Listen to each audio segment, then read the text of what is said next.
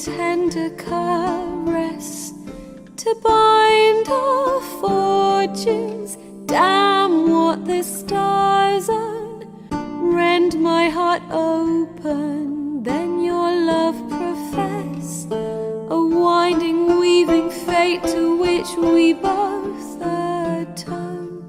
You flee, my dream come the morning, your scent berries tart, lilac sweet, to dream of raven locks and twisted stormy, of violet eyes glistening as you weep.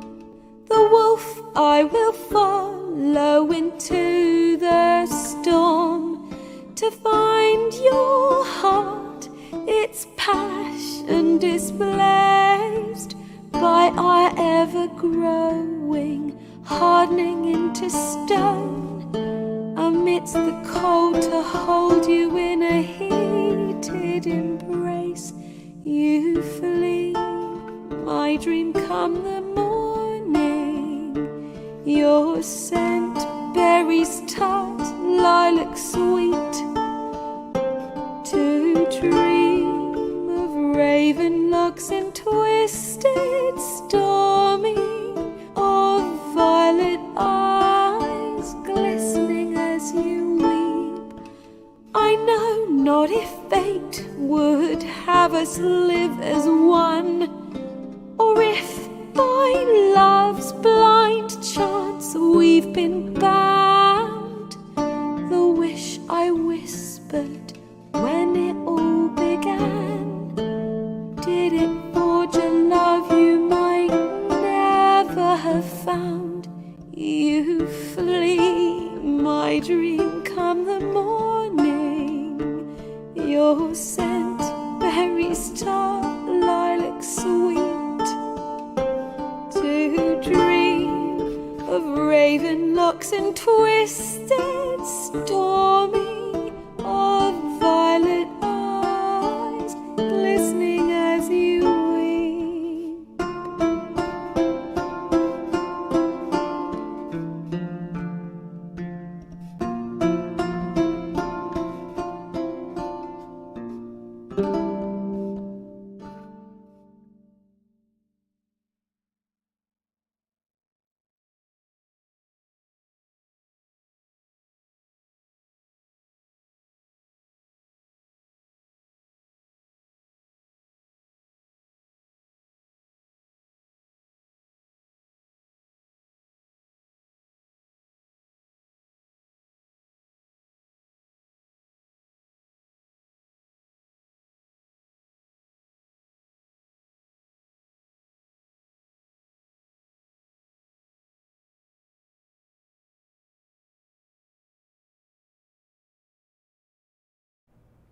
All right, ladies and gents.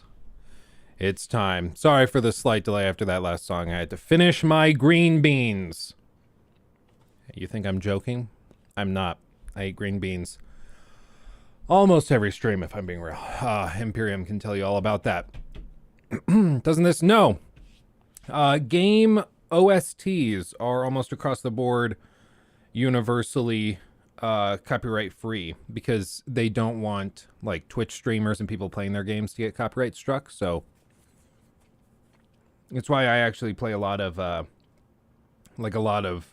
OST music for these streams, specifically because it doesn't tend to get claimed at all. The one exception being like anything with Rockstar. Don't mess with anything with Rockstar. Ethan Rose, thanks for becoming a member. Appreciate you, my friend. Thank you, thank you. Let's see if the chat box works today. Doesn't look like it. Come on. Font, chatter, source.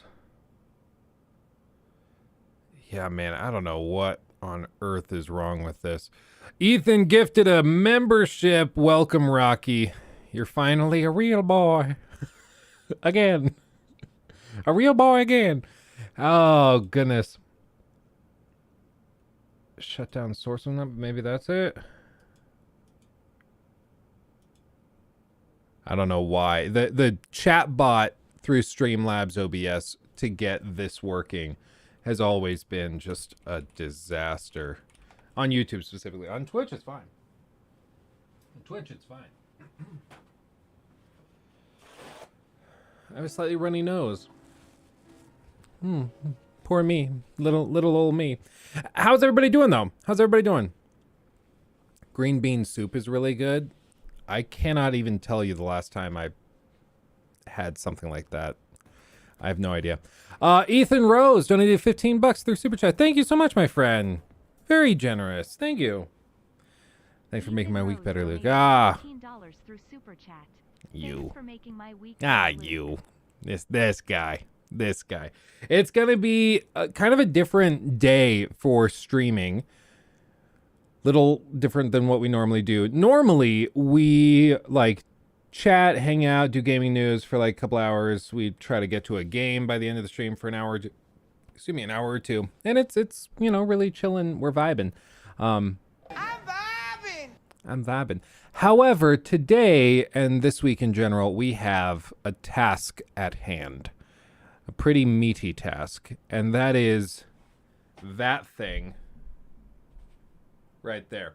Now, for those of you who were in the stream last week, I realized the hard way in our members only stream, only members get access to it, hence the name, that this thing will not fit on this massive shelf thing that I have behind me. Even if I move, the only way it'll fit is if I move the castle somewhere else.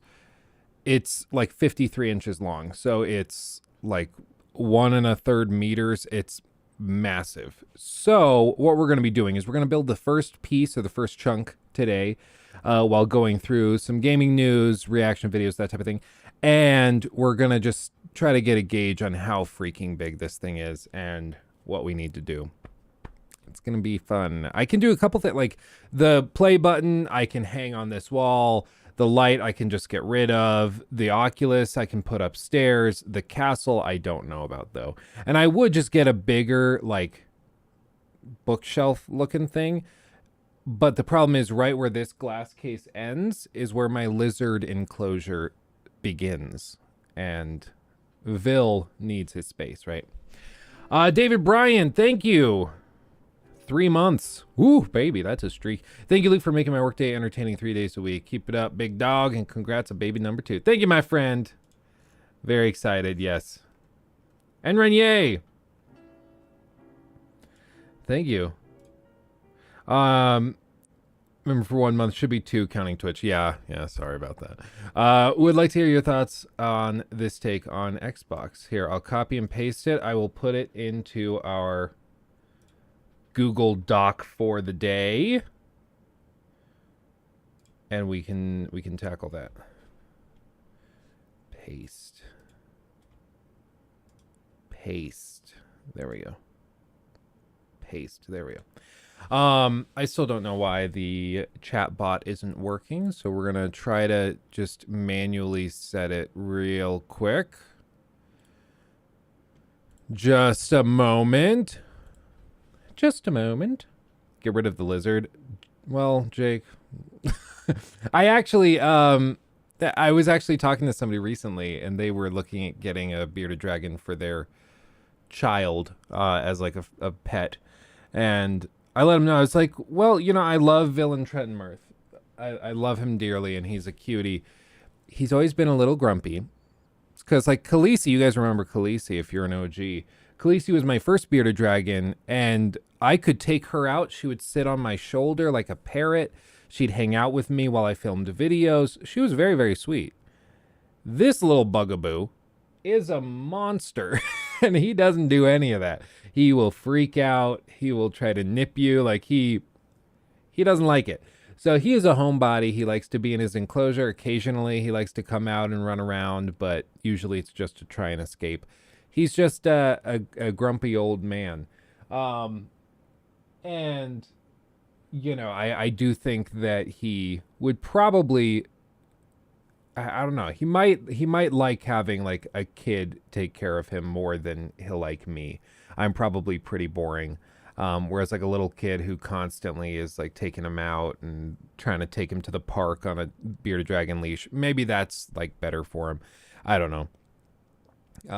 But you know, I'm open to it. But he's been very cute, and I do care for the little fella, but I want him to have the best life he can. So he might get adopted out, just because, you know, it just kind of lines up. Plus, like, I used to be able to keep my bearded dragons in like the common living space and everything when I was in my college house. Now you can't do that because we have cats for one and a baby for two.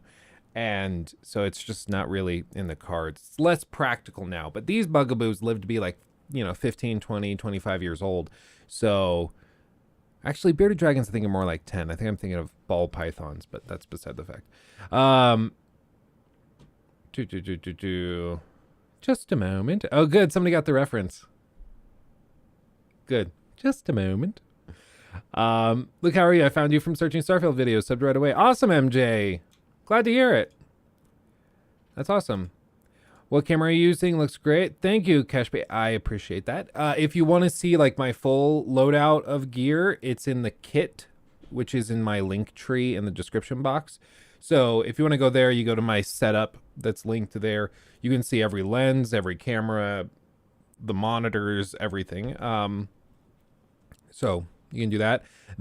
All three of these cameras are Sony A7S Mark IIs that I got open box and heavily used because brand new, they are ridiculously expensive. So I got them when they've already had a very long life in the photography world, and then I take them to their grave by setting them up for live streaming. They're okay. Autofocus is atrocious on them, so don't get them if you want to use autofocus. These are set up with manual lenses. They don't move focus, and they just stay there. But yeah, no, they've been very good to me. Good cameras. Good cameras. They cannot do 4K 60 though, which bugs me. The one time we tried to do 4K 30 for a stream, they overheated so badly that they shut themselves off. So we just didn't have camera feed for the last like half of the stream. It was pretty funny.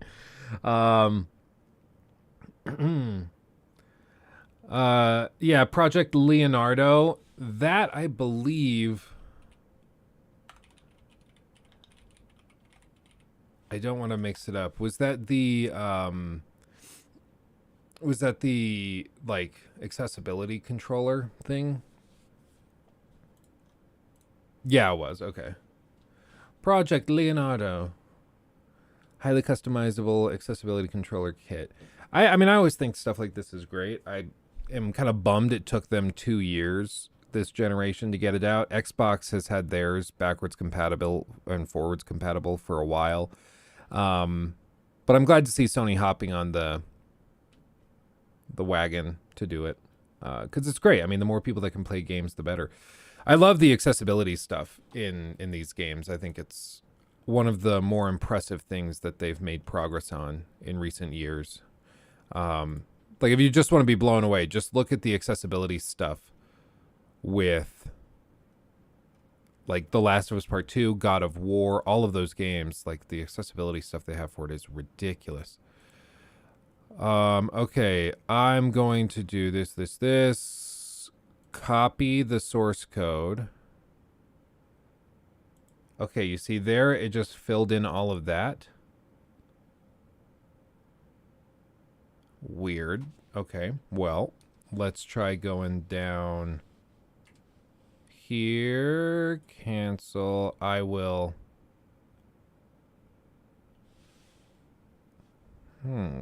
Okay, well, what if I do browser source? See, this is part of what you come to a Luke Stevens stream for, is him just desperately trying to figure out what the hell is going on. URL, boom. Width of, let's do 400 by 800. Okay. Maybe. I don't know. This whole thing is a bit of a cluster. We're trying to figure it out. I'll hide this one. Let's see if the chat clears out the more that... No, see, now it's stuck. Okay, what the... I really like streaming on YouTube, okay? There's things I like about it. There's also a lot of things I really hate about it. The baffling... Yeah, see? The baffling number of weird, like, hitchings and stutters and things like that happen is just infuriating. Yeah, see, now it... And there's no reason it should do that.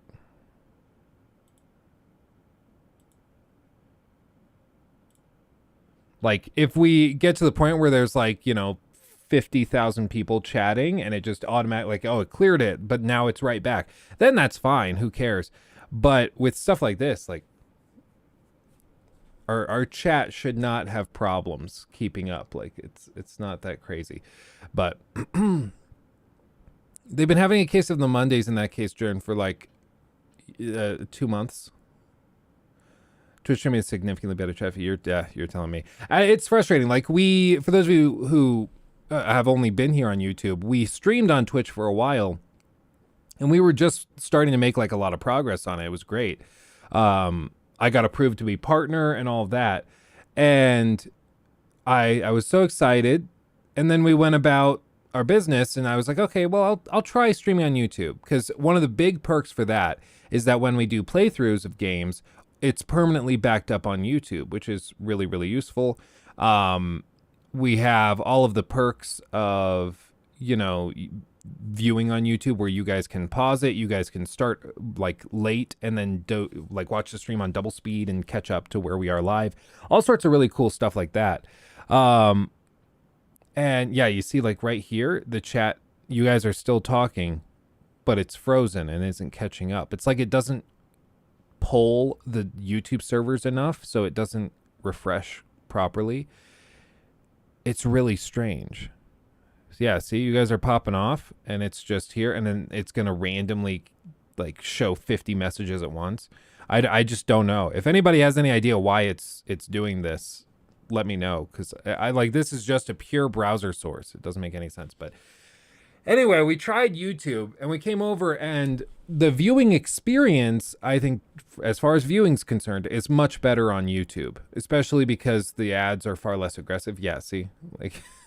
The API is bugging, and it's been doing that for a while, and I don't know, like, other YouTube streamers don't seem to have a problem. That I show speed or whatever guy, he's kicked like 15 computers over in the time that we've had this trouble with chat. Like, it's ridiculous. So I don't know.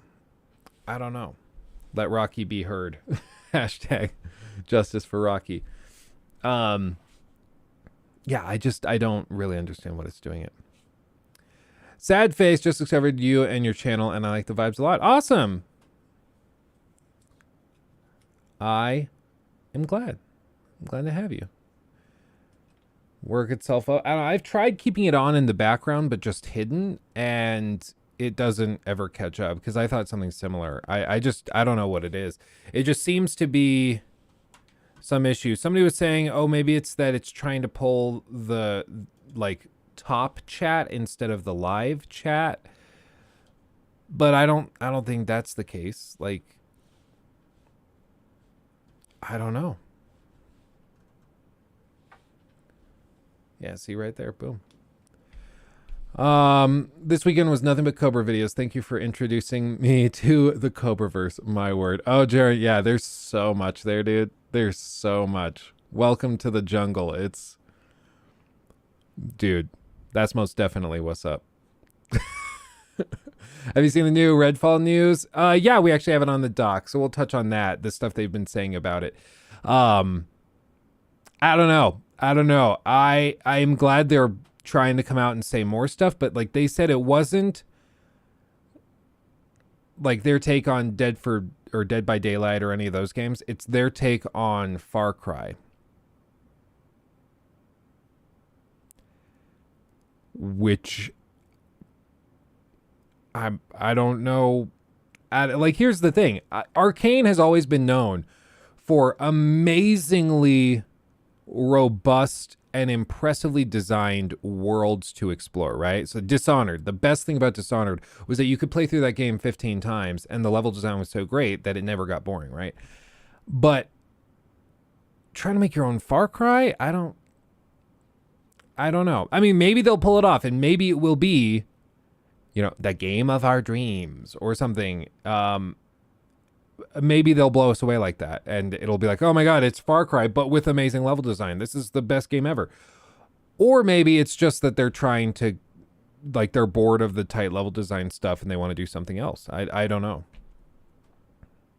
Yeah, as a Far Cry fan, I'm skeptical. Yeah, and my buddy, well, actually I have a few buddies, and even my brother is crazy into Dishonored and thought Deathloop was really lackluster, and then they hear this stuff and they're like, I'm kind of yeah. Let's see. The King Cobra is great indeed. Yes, King Cobra. Oh man, never a dull moment. Never a dull moment. Not for everybody. I grant you, it's certainly not for everybody. I do not fault anybody for being like, he's insane. But I really find it quite enjoyable. What games are you most interested in covering, not as a fan, but just in terms of interest, covering how they work? For one, I mean, the one that's most interesting right now is probably Hogwarts Legacy, primarily just because it's coming from a small studio that not many people know about. They don't have a huge track record or history. And I don't know. I just find it very interesting because if they pull this off, it will be incredibly impressive. It's going to be hard, though. It's going to be really, really hard. It'll play. Your turn. Donated £5 through Super Chat. Thank you. Love these live streams at the end of a hard day's work. Just wondering, what are your thoughts on Wo Long, Fallen Dynasty? Keep up the great content. I will Hooray. try, my friend. Thank you for the £5. Yeah, I'll touch on that in just a second. But yeah, Hogwarts Legacy I'm very, very interested in just because it's coming from a small studio that doesn't have a huge history of this stuff. So I'm intrigued. They might pull it off, they might not. I don't know.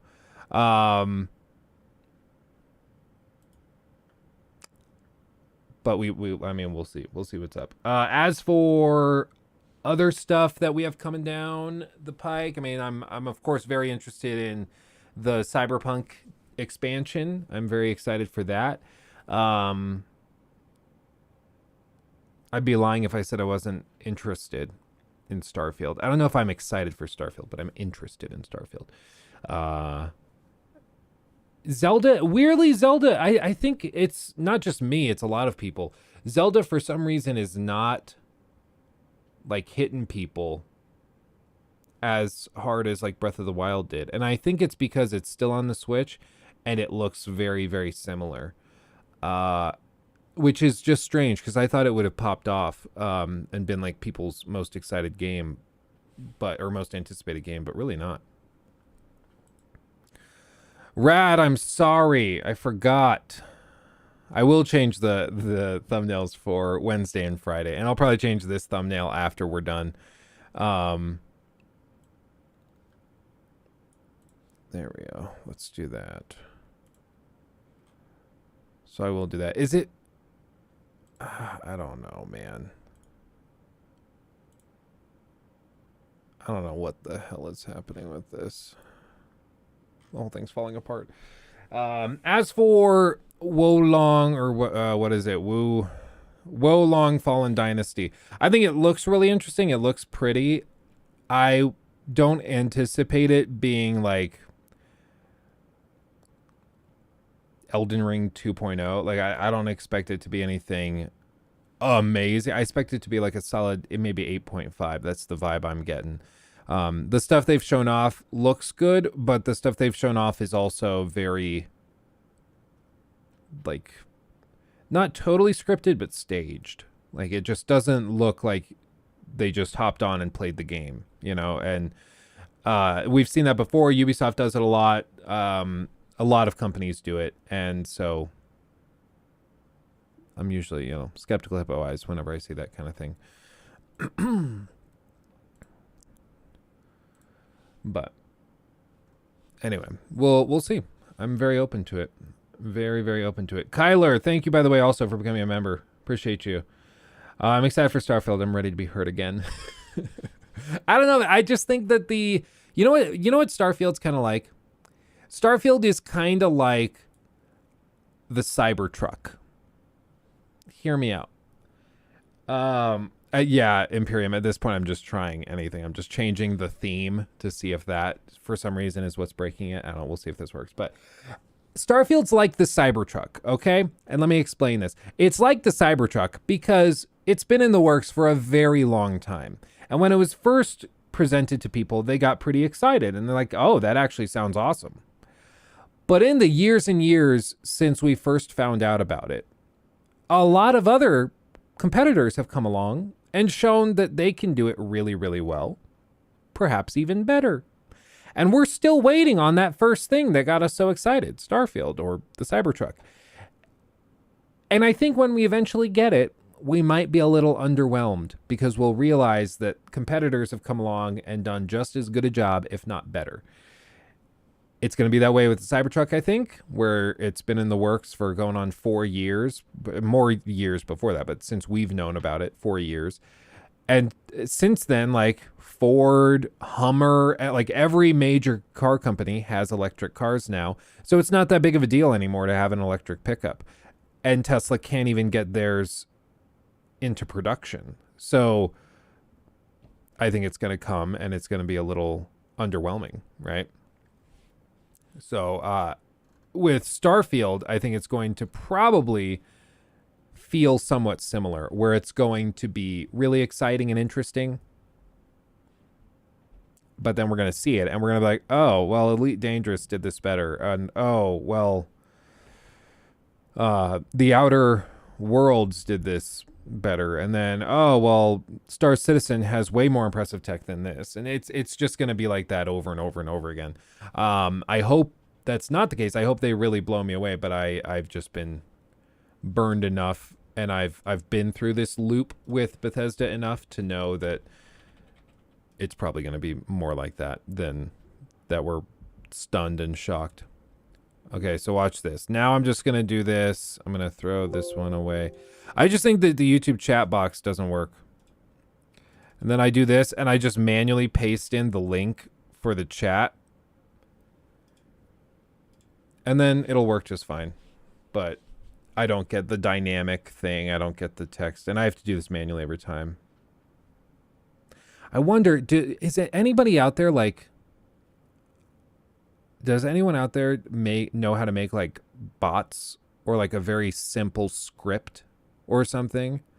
HTML script? Because all I would need is something that automatically like has a permanent HTML or a permanent like address, a website address. And then that refers to just a simple redirect script that goes onto the Luke Stevens live channel, checks if we're live. If we're live, it goes into that page and takes the URL of the chat and then copies that URL of the chat and then presents that as the redirect. So I could just have that parent link permanently as the link for this chat that we have here, and then it would just redirect to that automatically without me having to copy and paste it every day. You know, it would save like, 10 seconds every day, but it would be nice to just not have to think about that. Pretty sure Chat GPT can write that for you. That's actually a really good idea. Yeah, and Spencer, that's a good idea. Maybe I will try that. Sophie, I'm already lost. Sorry. I'm just thinking out loud at this point. For those Brits of you out there, for the Brits in the chat, I'm having tea. Are you proud of me? I don't know where I'm going to put the tea bag. Well, it's good. It's good. Good soup. It is a black tea spiced like a chai, but I'll be real, it just tastes like black tea. Where's the milk? If I have milk, like dairy, I break out and turn into a human pizza. So I can't do it. It's a curse, really, because I love dairy. I love it dearly, but I love it dearly. But I just can't do it. So I've been drinking a lot of like oat milk, which is good. But oat milk, I don't know if you've tried putting oat milk in coffee or tea or anything. It like separates. It's super gross if you try to do it. It just doesn't work. So I love pizza. Do it. Black tea with milk and sugar. I would love it, but I can't. So I have to take it straight. And this is one of those ember mugs. I got this for Christmas. It's an ember mug. I don't know if you've seen these, but it's like an electronic mug, which I know sounds ridiculous, but there's a little coaster over here. And when it has a battery in it, when you set it down on the coaster, it can maintain it at a perfect temperature, whatever you want, up to like 145 degrees. So like for right now, it recommends 137 degrees for Fahrenheit, not Celsius, Fahrenheit for black tea. So I set it for that, and then it maintains at 137. And it's super cool. Everything's got to be smart now. Yeah, for most people, it's totally not necessary. But for me, because I'm in this basement filming stuff, I don't want to have to get up and then like go microwave it or get up and then refill it with boiling water or something. So it stays very, very hot. So I've found since getting this for Christmas from my in-laws, I've found that I actually am drinking a lot of tea. I'm cutting out like super sugary drinks a lot more, which is good. It's good. That's why I don't currently have a major pizza face. We're making progress. Anyway, El Godini, love your videos, man. Keep it up. Will do, my friend. Appreciate you. Baby's too furious. Yeah, dude, for real. Me and my gal pal had super tasty pizza over the weekend. I'm a sucker for margarita. Oh, a good margarita pizza. Oh, baby. Oh, baby. Up at our, so there's a family cabin in the middle of nowhere that we vacation at every once in a while. Not my family, but Nikki's family. And they got a pizza oven thing installed when they built the house because they were like, it's outside the house, like it's off the porch or whatever, but it's just like a little thing, it's made of brick, and then they have the pizza stone laid in it, and all it is, you build a fire in the back, you shove the coals to the back of the pizza oven, and then you can just make some fresh pizza. And I will be honest, I had never made my own pizza other than like tossing it in the oven with and letting the oven try to make it into a pizza, but actually cooking a fresh homemade pizza where you make the dough yourself, where you get the cheese, the big like dollop of mozzarella, and then you break it up and you put it on. I've never made a pizza like that totally from scratch before and then cooked it on an actual pizza oven, but it was amazing. It was freaking phenomenal. And like you put it in there, it cooked in less than like 90 seconds to 2 minutes. Like you shove it in there and then you spin it around, you spin it around, you spin it around, you spin it around, and then you take it out, and it's great. It's perfect. Look at Luke getting his Henry Cavill on with homemade pizza. Is that a Henry Cavill thing? Does he do that? Of course he does. He's awesome. And it's awesome, so of course he does. Yeah, it just hit. It's crunchy, and yet still soft in the middle. Oh, baby. Oh, baby. It's so good. It's so good. Pizza stream up next. We could get to the point where I do those like King Cobra cooking videos. I showed you guys King Cobra JFS on stream last week, and I showed you some of his cooking videos because there's some that are just unbelievable. And so we could probably do that. I remember back in high school, we thought like Epic Mealtime was super cool. And so we tried to make our own. I remember, I don't know what ever happened to the video, but I think it was on Facebook way back in the day, but we made, like we did the smoothie challenge, which is where we had like $10 each, me and I think I did it with Caleb, I think is who I did it with. But we went to the store, we each had $10 and we could buy whatever we wanted for that $10, but we needed like at least 5 items, and they would be for like, they'd go into the general pot for the smoothie. Some good stuff, some gross stuff. And then we would go and we would draw numbers, and then whatever the numbered item was, I had to put in my smoothie, and then he drew it, and then he had to put it in his smoothie. And the one I had was like soy sauce, ice cream, pickles. I think black olives were in there.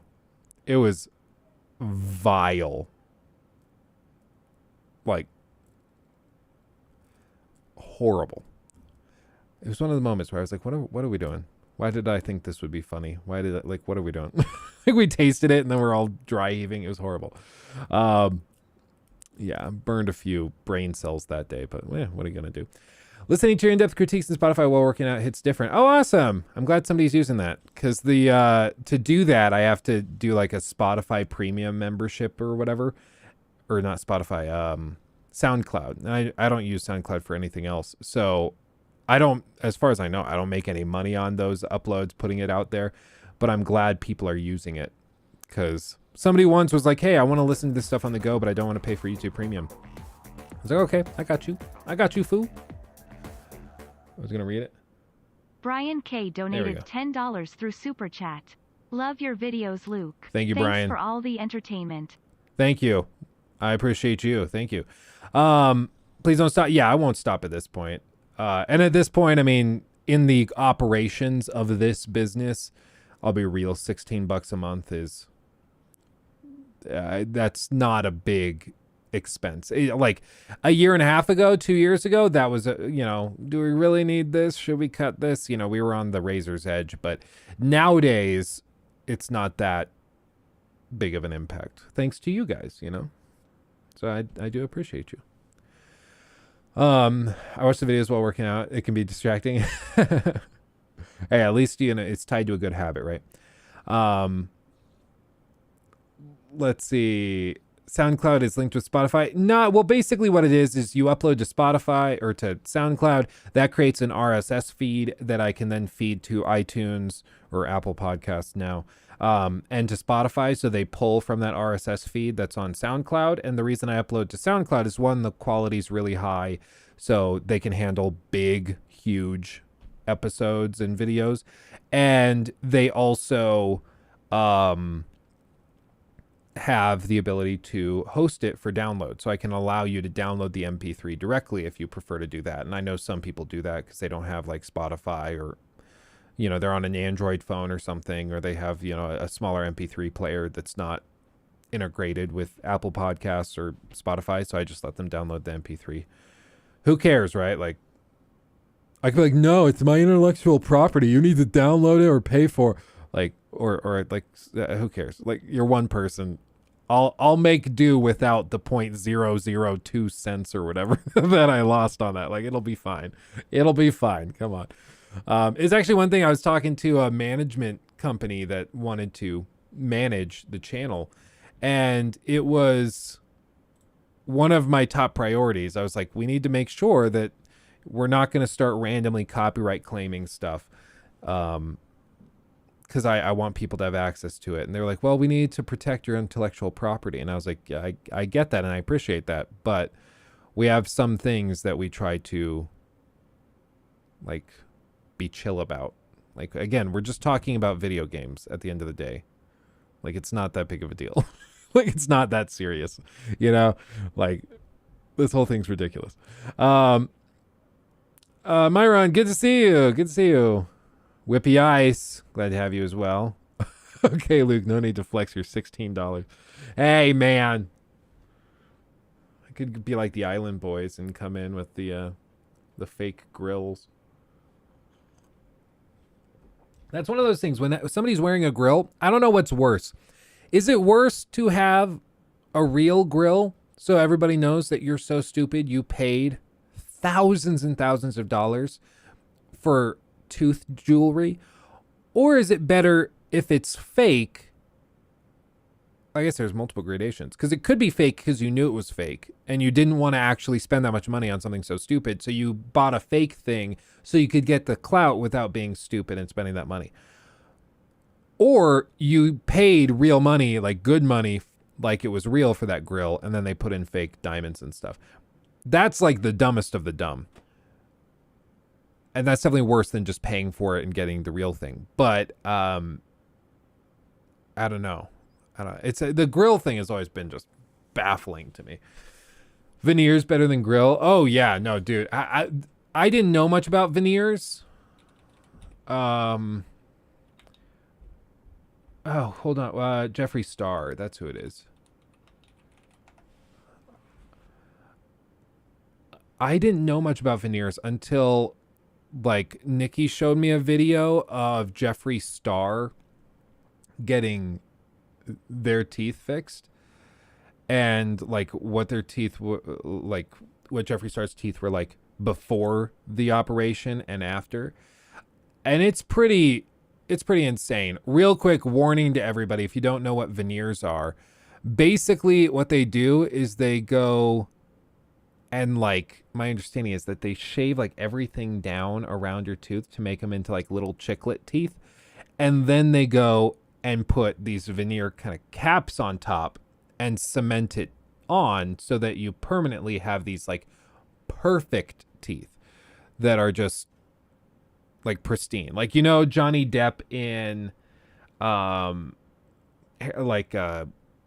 Wonka, how Johnny Depp just had perfect teeth. Those are almost certainly veneers. You know, they're just perfect. And those veneers, like, they look great, but they are freakishly expensive. Like, better now, but they used to be like way worse than they are now. If you are sensitive to teeth stuff, look away for just a second, okay? Just a second. If you're sensitive to teeth stuff and mouth stuff, because I know some people are. But I'm going to show you what it looks like when they like shave the teeth down. It's really weird. Okay, 3, 2, 1. So you see like this. These are TikTokers that are doing this, and then they share it. So they get all their teeth shaved down like this. They look like some sort of Goomba. But then they get the veneers put in, and they just end up like, you know, perfect. And it can create sort of an uncanny valley thing for sure, where like nobody's teeth are that pristine and that white and that perfect. But, you know, for some of these people, it's like they have terrible teeth, or they do a lot of drugs or something, and then they get some money, and the first thing they do is they get new teeth. You know, I won't fault people for that. You know, because I know how much of a difference good teeth can make in your personal like confidence. And so like if you worked your ass off and you got some money and you want to get, you know, a fresh set of pearly whites, okay. I think for somebody who has like good teeth and they're like 20 and they're doing that because they saw it on TikTok and they have rich parents or something that are going to pay for it, yeah, I think that's dumb. I think that's stupid. But if you have like cracked teeth, or if you've got, you know, you've always struggled with your teeth, then like, okay, you know, I won't judge you. But if you're 20 and your teeth are fine and like really good, and then you do that, I'm going to make fun of you because that's ridiculous. Let's all go do meth. That's going to be taken out of context. Oops. Did you hear what Luke said on stream? Oh, God. HDR white is another thing. Yeah, it can be a little too white for sure. Like, you guys remember when Boogie 2988 got his teeth done for the first time? His teeth aren't veneers, but his teeth are like one piece that goes into the roof of your mouth and like screw into the bone of your mandible and then your lower jaw. So it's like one big veneer instead of just a bunch of little individual teeth veneers. But maybe I just do, if you look up Boogie, the first result is Boogie 2988 gun. Like Boogie's teeth used to look like this, and they were really, really messed up, and he always struggled with it. And then he got his teeth fixed, and he got these like implant things put in. And like it was a little jarring because they were perfect. And I think what it is normally when you do this kind of thing, they go in and they model it after your actual teeth so that it fits your face better. But his teeth were so degraded that you couldn't do that. Like they didn't have anything to really work with. So they just kind of guessed and came with the best they could do. And they came out looking like really, really cartoony. So he got him fixed. He got him swapped out. But yeah, he looks like a meme. Yeah, like a face filter. Yeah. Aren't veneers like 1,000 to 2,000 pounds per tooth? Yeah, that's my understanding. It used to be like 10 to 15 per tooth, but now it's like 1 to 2. So like a full face of veneers is going to be like 50 grand. Which, as weird as it is for us, like for some of these Hollywood people, my understanding, I heard this from an acting professor I had in college during one of my electives, and he said that a lot of actors will get teeth whitening, will have veneers put in and stuff. And one of the reasons they'll do it is because they can classify it as a business expense because they're going to use that smile in their work. So it's a tax write-off for them. Like, imagine being like, oh, I've got a big tax bill this year. Let me go get fake teeth. That'll fix it. Like, that's crazy. It's crazy. But that's how it works. Luke Rafferty is going to read it. Did it already read it? And I just wasn't paying attention. I don't know. Oh, jeez. Here, I'll read it. Luke Rafferty. I asked my French teacher if she likes to play video games. She said, oui. It's so stupid. I'm sorry. That's funny.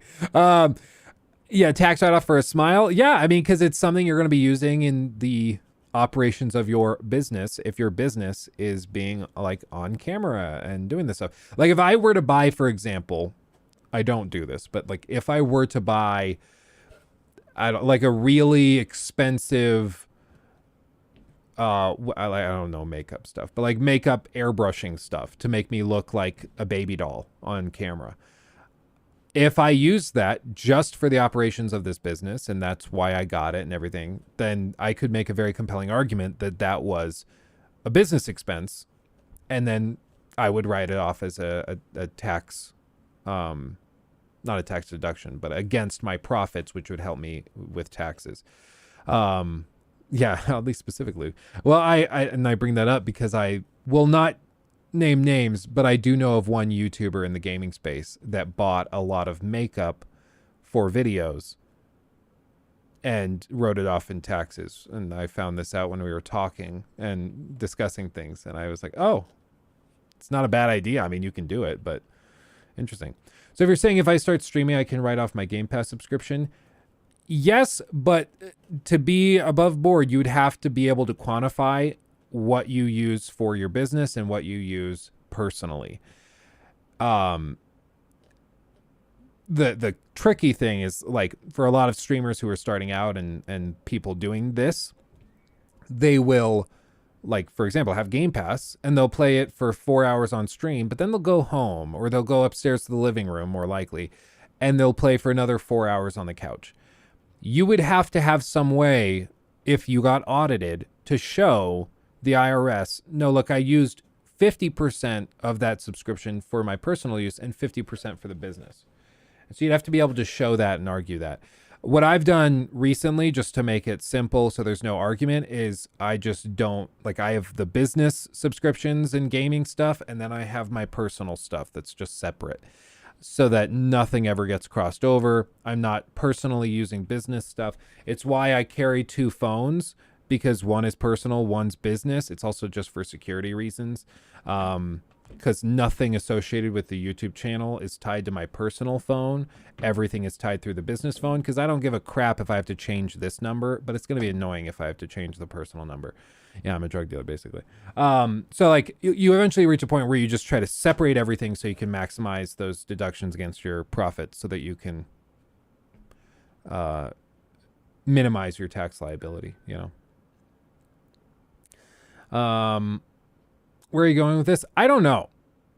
I kind of spaced it. We started talking about veneers, and I don't really remember how that started, so now we're just here.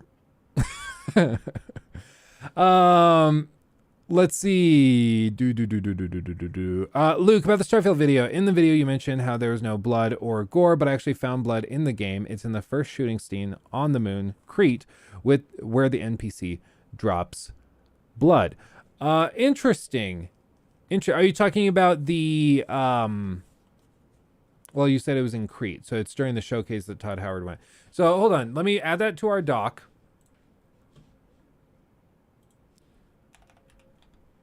And we'll look for this. Hold on. I mean, either way, I would say the fact that we have to like look for it probably shows that it's not anywhere near as robust as the gore system in like Fallout 4, which was like pretty robust. You know, I mean, you remember the dismemberment, all that stuff. None of that's been shown in this one. So,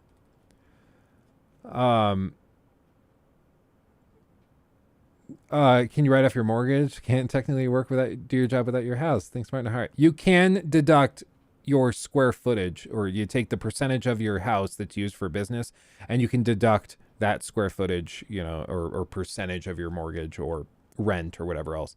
So that's a common strategy. Yeah. So like part of the reason we have this dedicated studio, I only use this studio for these operations, is because this square footage of this house, I can take as square footage, like do the percentage of the total square footage of the house that's usable, and then I can deduct that percentage of my rent as a business expense. So yes, I know that was a joke, but that, yes, you can do that. Real quick, Gamer Sups sent a package. I've never had Gamer Sups. I've never done this before, but I'm going to try it. Or love, I will get to that in just a second, my friend. One moment. So they sent a little care package. They're like, "Hey, Luke, you wanna see some stuff?" And I was like, "Yeah, let's try some stuff." So they sent a handful of things. I haven't looked at these yet. I got the box like on Friday after we finished streaming, and I haven't looked at it. So we're gonna see. This is Mango Meta. Interesting. Mango Meta. I do actually really like mango. And for those of you not familiar with what these are like kind of like caffeine stimulant type things. So people will drink these before hardcore gaming sessions, and it helps them have high energy and stay focused and things like that. Some people swear by it. Some people love it. That guy King Cobra I was telling you about, he mixes this stuff in red wine and Monster Energy drinks, and regularly passes out because he starts sweating so profusely. But I've never tried these. Peach tea. Did you, any of you guys ever have those peach tea? Like they came in the cans, and it's just a powder and the concentrate. So you'd scoop the peach tea powder into like a big gulp cup, and like I remember doing that. I just had a flashback of doing that as a kid. It was like one of the things we do in the summer. We'd get one of the big gulp cups that we had saved from going to 7-Eleven, fill it up with cold water, do a couple scoops of the peach tea stuff. Oh, that's weird. That's a throwback. I just had like flashbacks to Nam. And then wow, they got the guy from the meme on board. Emotional damage. They actually got him. This is, I guess, his flavor. What flavor is it though? It's just emotional damage flavor. It just says emotional damage. Huh. Yeah, no, I don't know what flavor it is, but it just says emotional damage. It should be sealed, I would think. Yeah. I want to smell it. Smells like watermelon. Watermelon. Emotional damage. What's your favorite flavor? The emotional damage one? Oh, I love that one. So emotional damage. And then they sent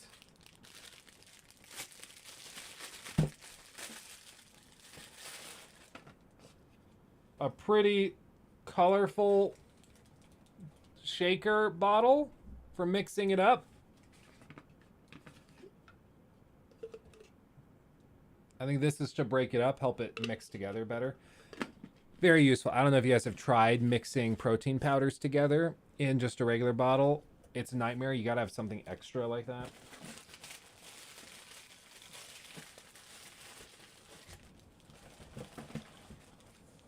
Look at that. And then this one, which I think is more classical gamer sups. Same kind of thing. Yeah, same mixer. Super chill and easy. Interesting. And then lastly, sample packs.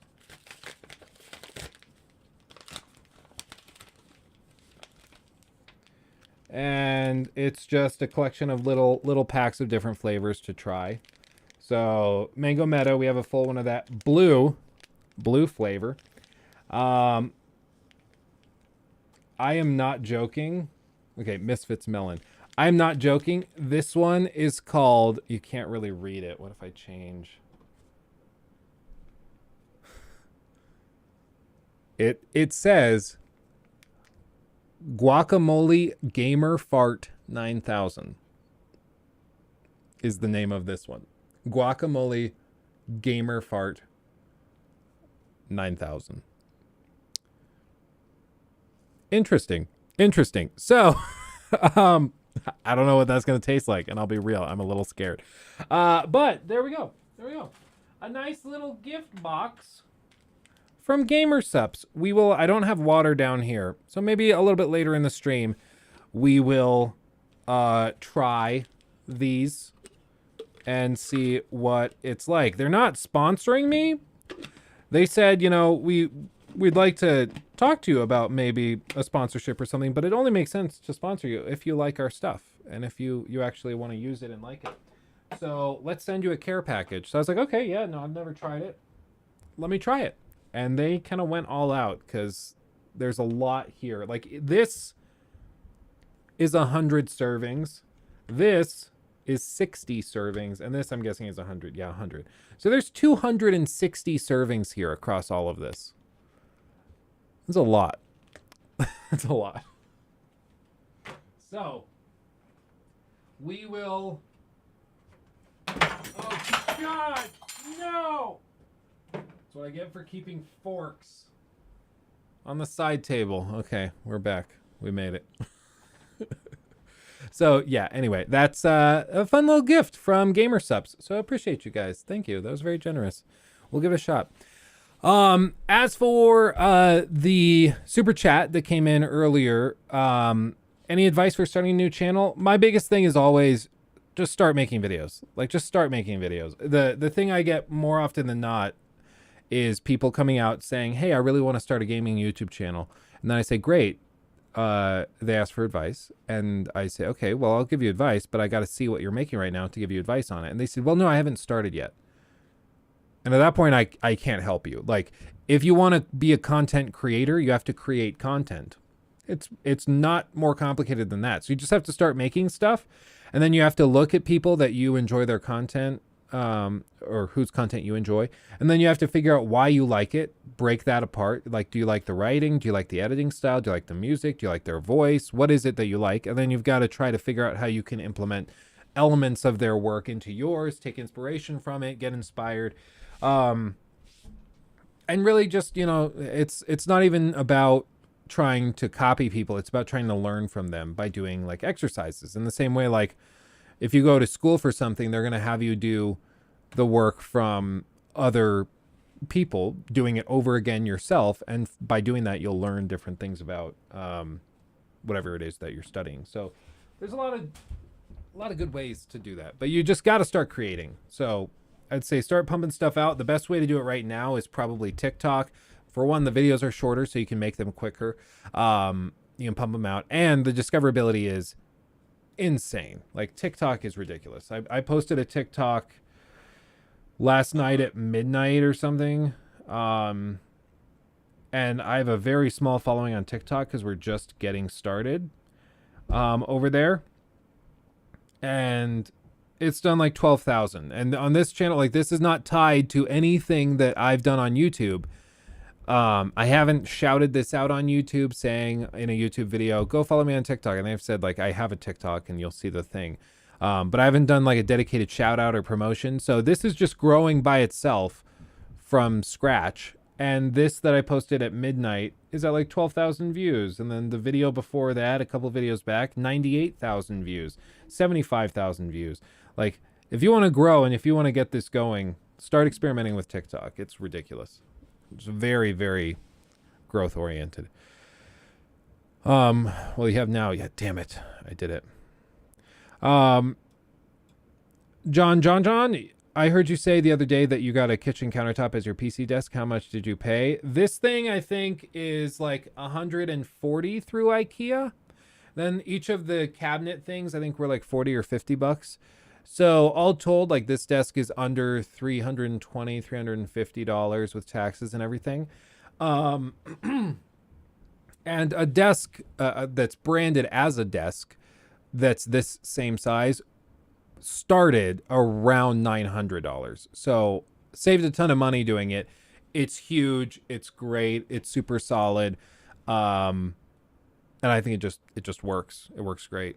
So highly recommend it. And you don't have to get these cabinets either. You can like put it, I saw somebody did one of these where they bought this countertop thing and then they put it on what are they call them, horses, like that you saw wood on. They just built their own out of just 2x4s they had lying around and built their own little stand for it, and it just sits on that.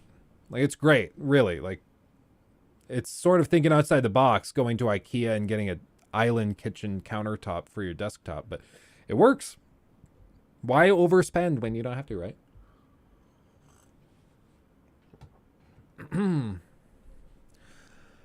Ryumbo, I've returned after a long time and no one may remember me, but I will never forget our Doki Doki run for 5 hours. Oh, dude, those were the days.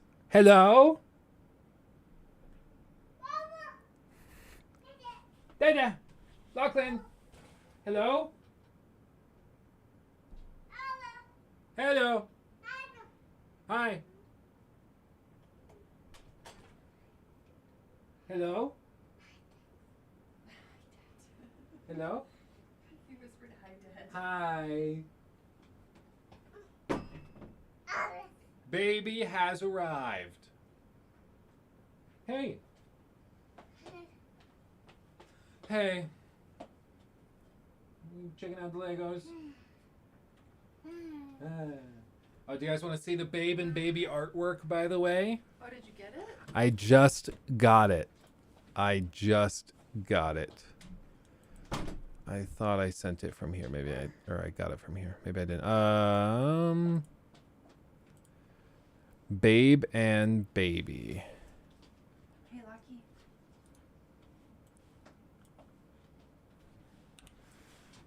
You ready? Babe and Baby. How cute is that? Babe and Baby. It's Nikki. She's got her super cool thing on. He's got a little plunger gun. Nikki has a real gun. He's got like a little toy plunger gun. He's got the sunglasses on, matching, the pacifier in, the hair swooped. It's awesome. It turned out so good. You doing good, dude? He's got the boats. Oh, he's got the boats. Top off of one of the It turned out really good. So I think we're gonna put this on like a t-shirt or something. It's just funny. Like, oh man, it turned out great. We might do like print stickers or something. I don't know. It's pretty great.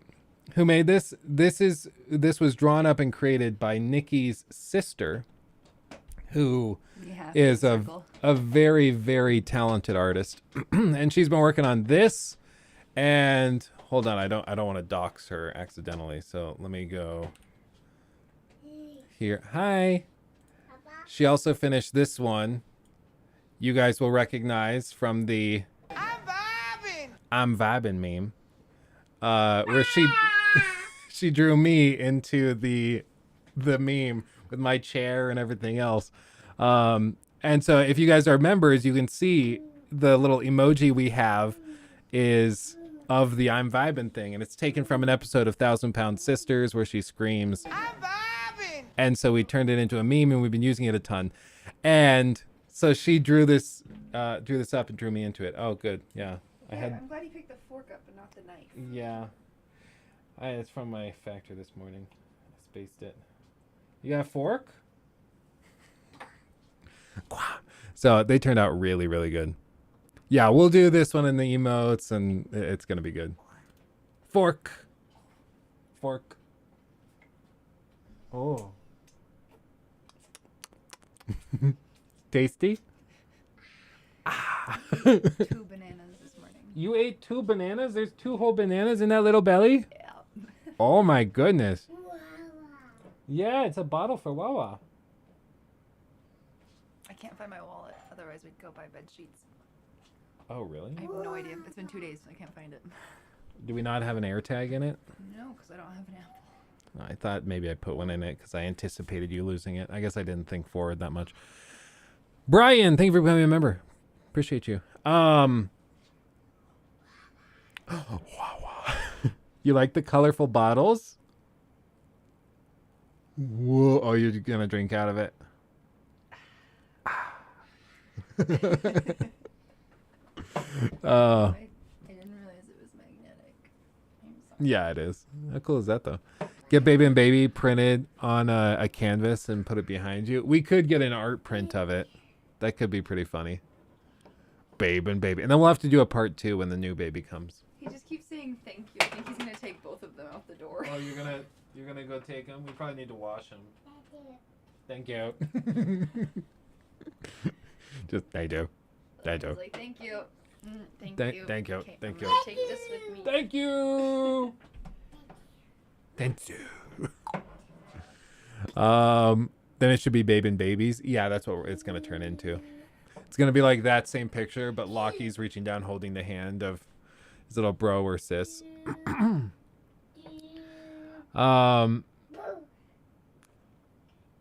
Yes, Rising, Alex. We will amplify and enhance it. We'll dig into it here in just a minute. Yeah, are those so cool? Okay. He likes the smell of the emotional damage flavor. Yeah. Get her sister to make a big red flag design for you. Oh, that's a really good idea. That's what I have a dedicated red flag. I don't know if Nikki's seen this. Yeah. But I have a red flag just for this. I And remember it coming in the mail, and you're like, "What is this?" And somebody had purchased it off the Amazon store. yeah, like wish list. It's pretty fun. So I agree that could be really fun for her to design. Oh, is that you? For her to design something like that for the chat. Ugh. Can you say hi? Hi. Oh, you want to say something to chat? Can you say hello? Hello. Hello. Hello. Yeah, that's good. You're natural. Lachlan, He's like, can you and I'm say busy. meow?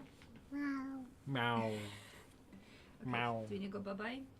You go bye-bye. Mama's got to find her keys You first. gotta help Mama find it. We almost forgot the trash again. Oh, jeez. Yeah, I heard the truck down the street, and I ran out the door. The baby's screaming upstairs, and I'm like, I'm sorry. Yeah, I remember thinking about it last night, being like, oh, I hope I need to put that up. Spaced it. What are you doing, silly guy?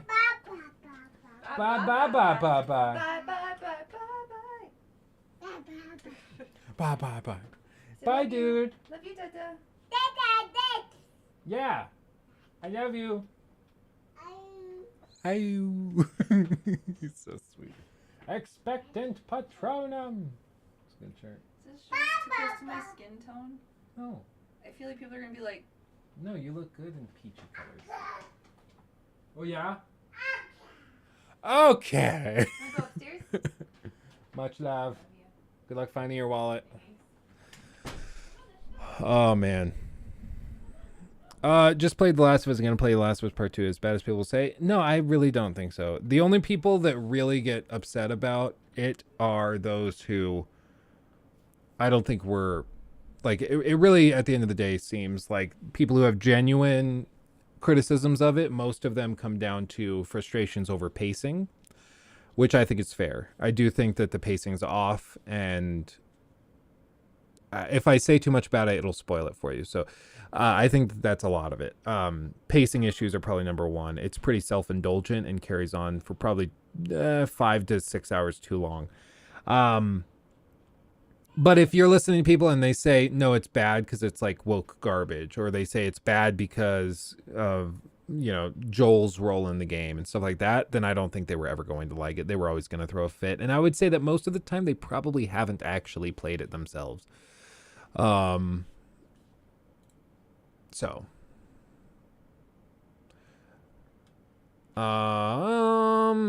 the other thing we can talk about, hold on, let me make sure. The other thing I want to talk about is this The Day Before. Is that the name of the game? Yeah, The Day Before. I want to talk about that because that whole thing seems like a hella scam, and I want to address it because if ever a game justified a red flag, like skeptical look video, that's that game. It's the most wishlisted game on Steam. And it's baffling. Like it looks horrible, and I don't understand what people are saying or why people are hyped. I really don't get it. Like everything about the game is like, nope, this is going to release probably for a week. It's going to be received horribly, and then it's going to be abandoned after they've taken your money.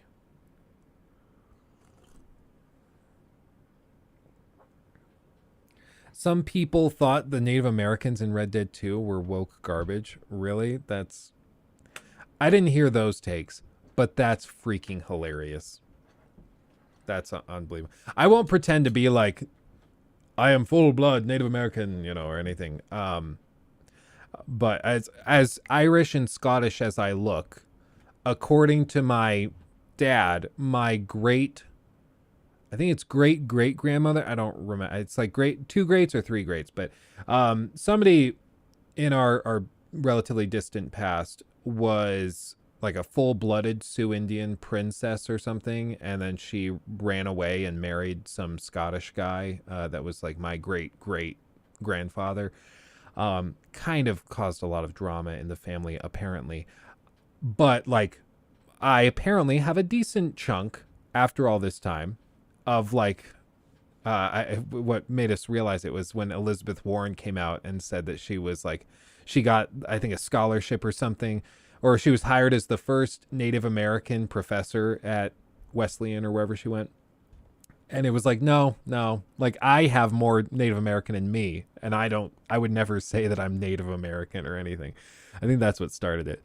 But it's one of those things where I do not look Native American at all. It's like in South Park with the guy South Park. The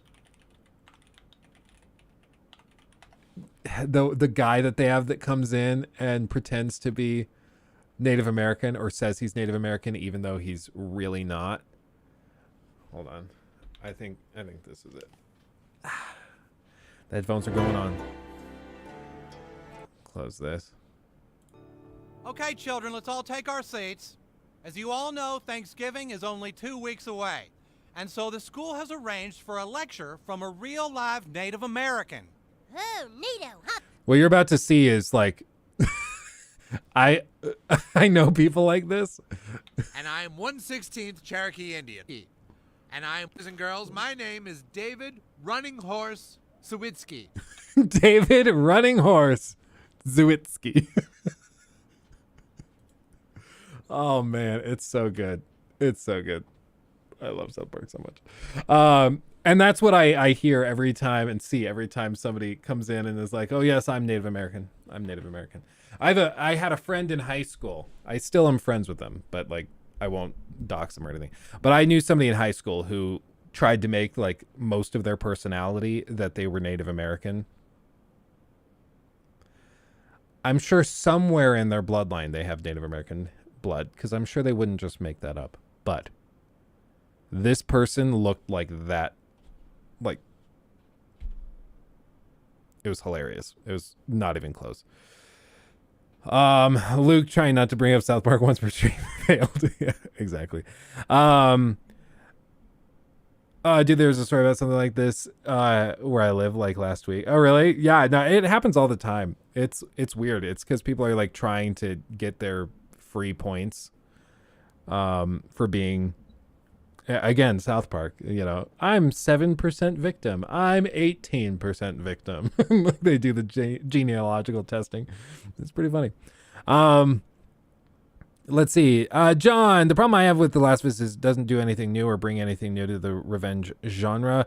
The first made a lot of people feel conflicted with Joel's actions. I mean, I guess I wouldn't think of like a narrative about revenge to be a genre. Like, I think I would just say that that's just a narrative theme. In terms of what they brought new to the table in terms of gameplay, I mean, I still insist The Last of Us Part 2 has some incredible gameplay systems. And like the AI, the fact that you can kill one of the NPCs and they'll scream out, one of the others will scream out the name of that person.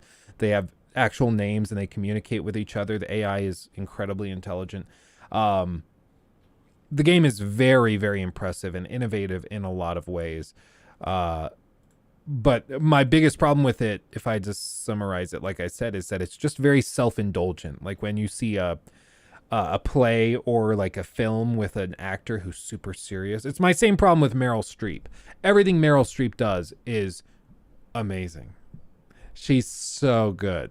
Nobody's going to tell Meryl Streep to tone it back. Nobody's saying that.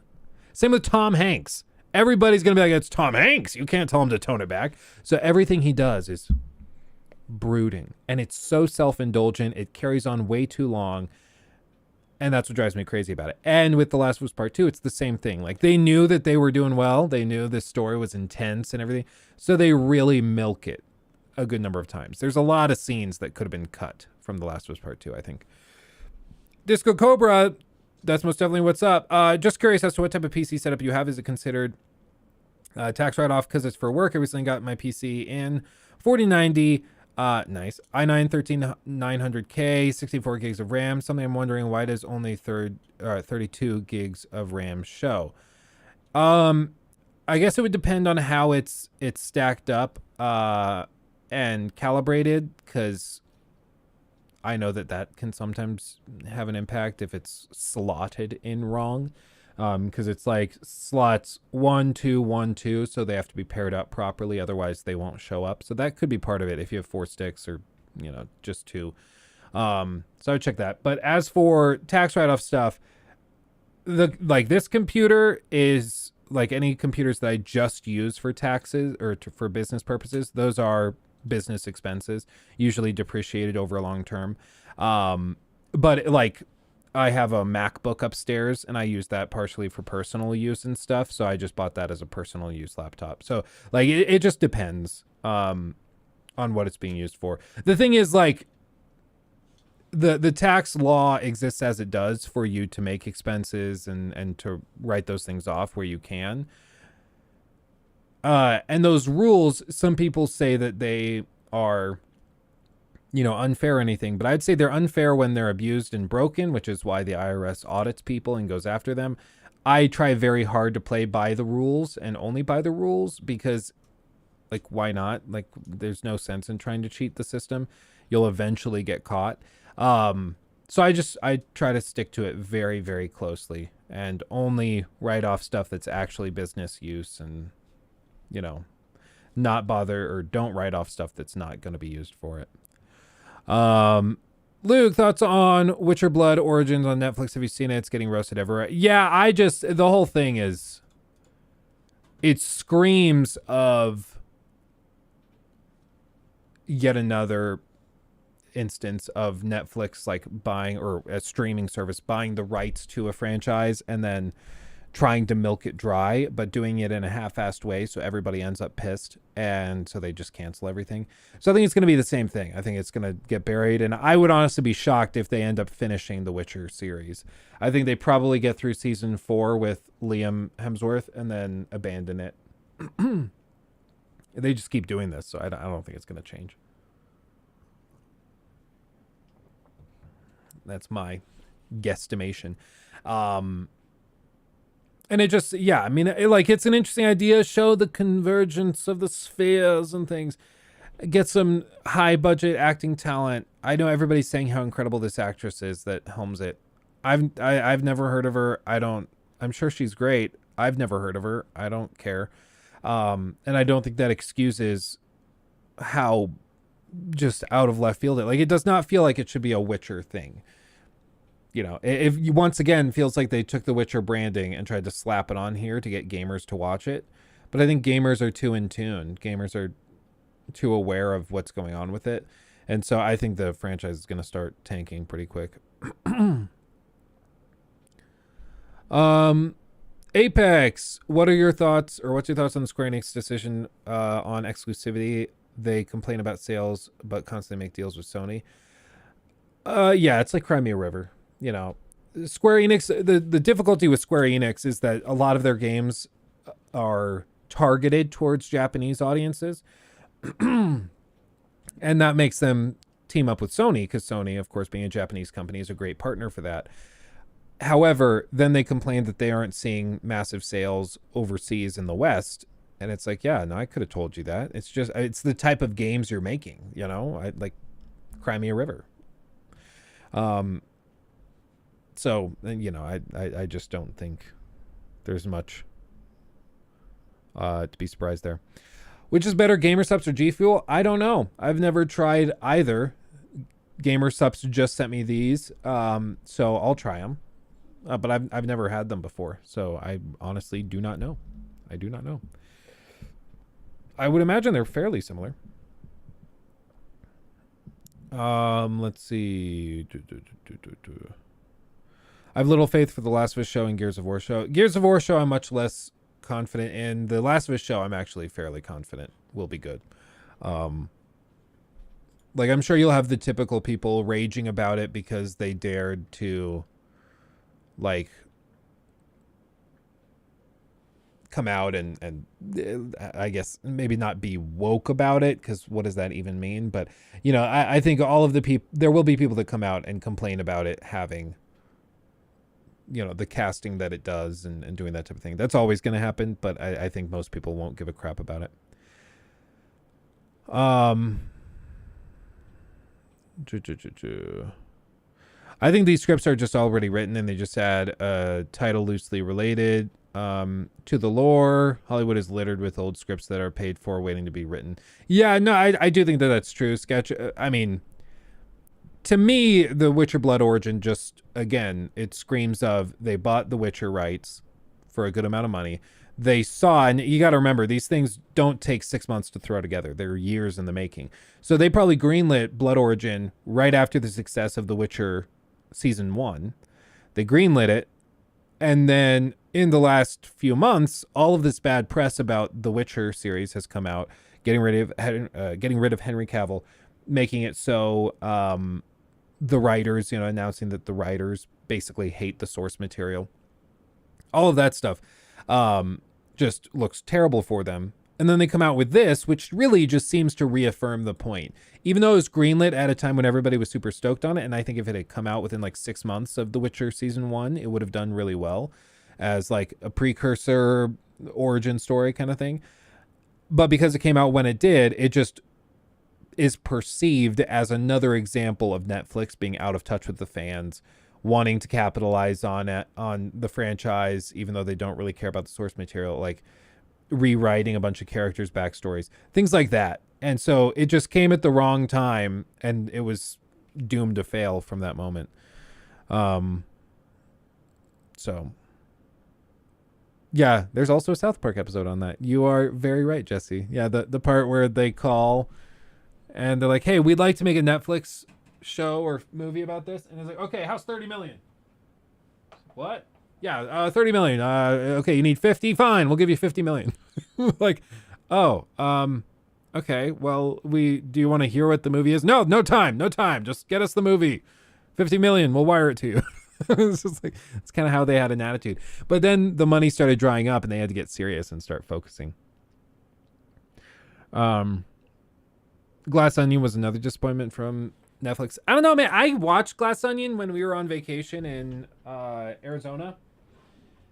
And I actually was, like, I wouldn't say it was good or great. I thought it was fine. Like, it was a fine movie. If I paid $10 to go see it at the movies, I wouldn't be mad. But,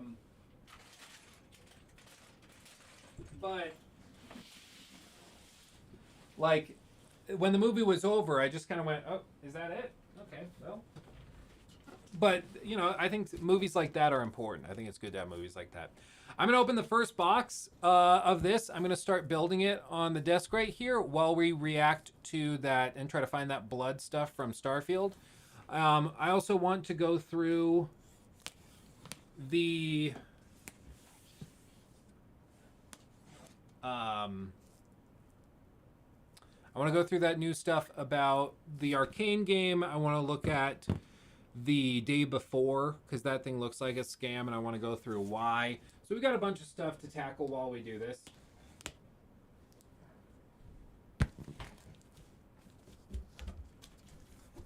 Oh boy, she thick, boy. That's a thick ass boy. Okay. And once again, I still don't know where we're going to put this. But we'll cross that bridge when we come to it.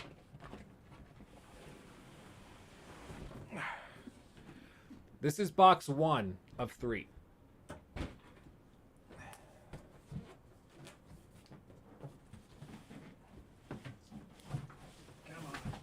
Come on. Luke, why do you need a bigger studio? To fit more Legos. I don't know what you want from me. Of course, that's why I need a new studio. Oh, just wow. Let's see. Well, do any of the characters' actions match their motivations and knowledge of the situation in a mystery? Well, do any of the characters' actions match their motivations and knowledge of the situation in a mystery? It should make sense. Yeah, I mean, for mystery shows like that and films and stuff, I always want it to be something that the viewer could figure out if they were paying super close attention, right? I think that's the coolest thing when you're like, I think I figured it out, but I'm not going to say anything. And then the movie ends, you find out who did it and how, and it's like, oh my God, that's awesome. Yeah, I figured it out because I paid super close attention to this. But that's really, really hard to do because a lot of the time it can start to feel unfair where they're specifically contriving situations to confuse you, you know? And I thought that the film was fine, but I didn't feel like Reyes surprised or anything. $9.99 Thank you, for Brandon. Super Chat. Been binging Cult of the Lamb on my Steam Deck lately. What's everyone playing lately? I need some new recommendations to try out. Keep doing what you doing, Luke. Hells yeah.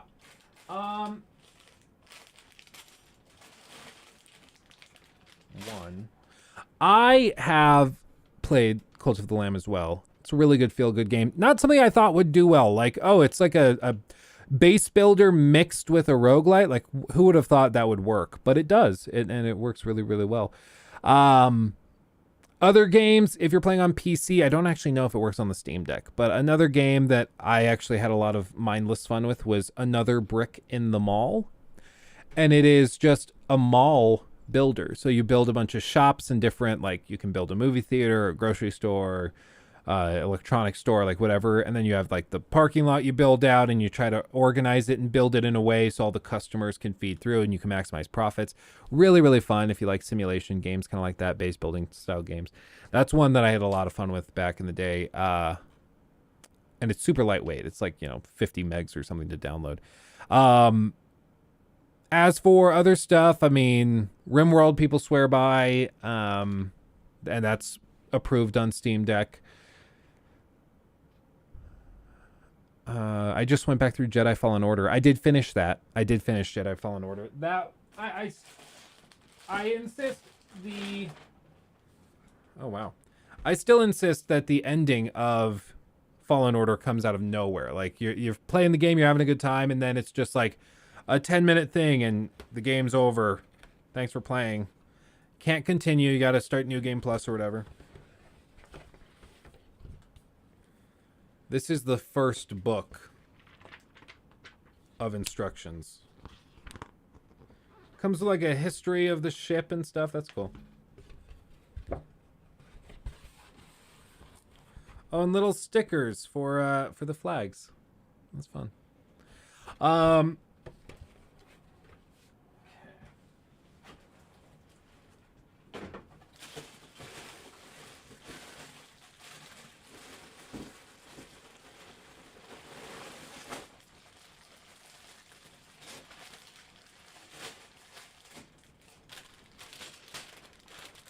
Okay, one.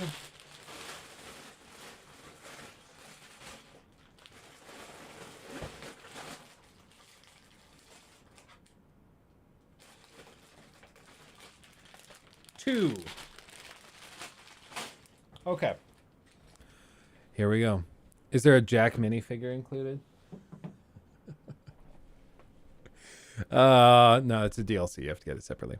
Are you a Titanic fan? I mean, it's always felt weird to say I'm a fan of the Titanic. I'm very interested in the history of the Titanic and the ship itself and how it's sort of an like at this point it's a permanent shrine to man's arrogance in a lot of ways, and I find that to be very much something worthy of remembrance.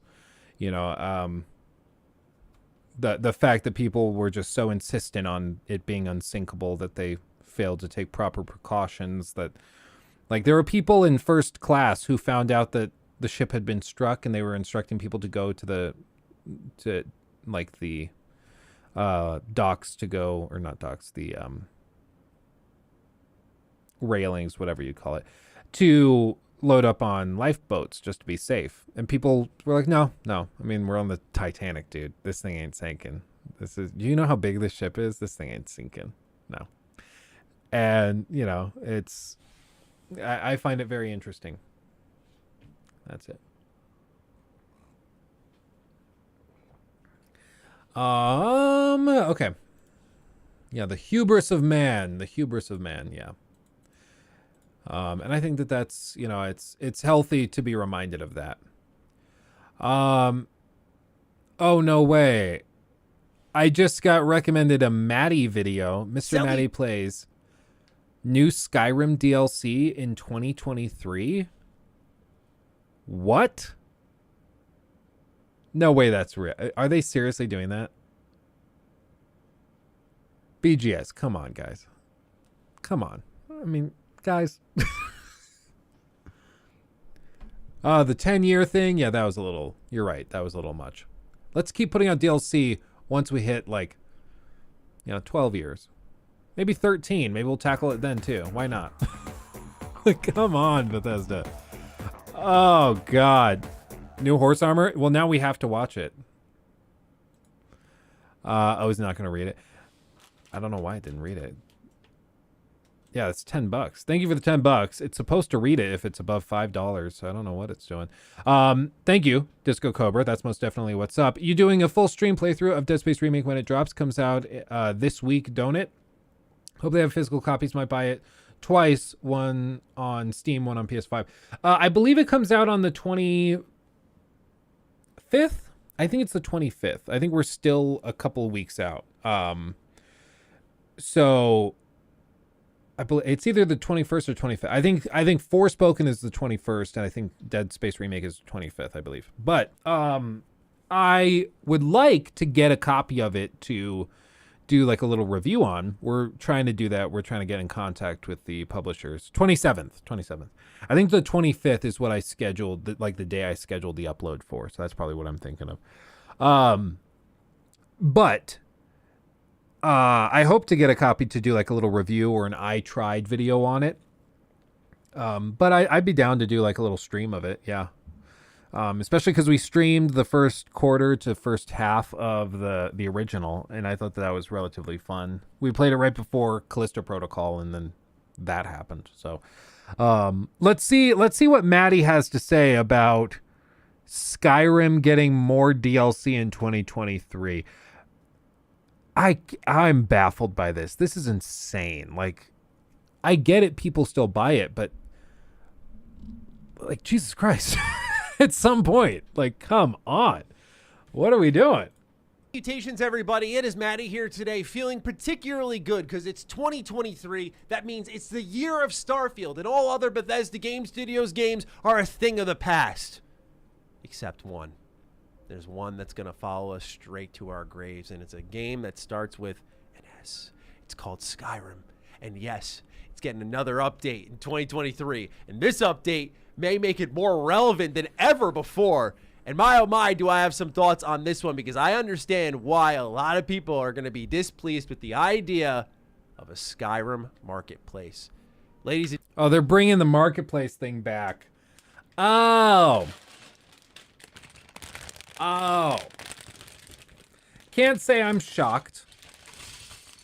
You know, Todd did an interview where Todd was basically asked, come on, man, what's the deal with all of these, like, DLC expansion things? What, like, why are you selling Skyrim again after all this time?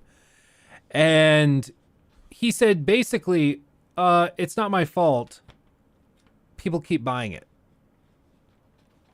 And I kind of get what he's saying, because, yeah, people do keep buying it. But at the end of the day, I think it's more a matter of principle, because goddamn, the game's been out over a decade now, and you're still trying to milk it. Like, come on. It just, it stinks. It stinks. This is the section of the ship we'll be building while Maddie describes it. Okay. gentlemen, let's not delay any further. If you're new here, you're into Bethesda games, you're in the right place. Consider subscribing.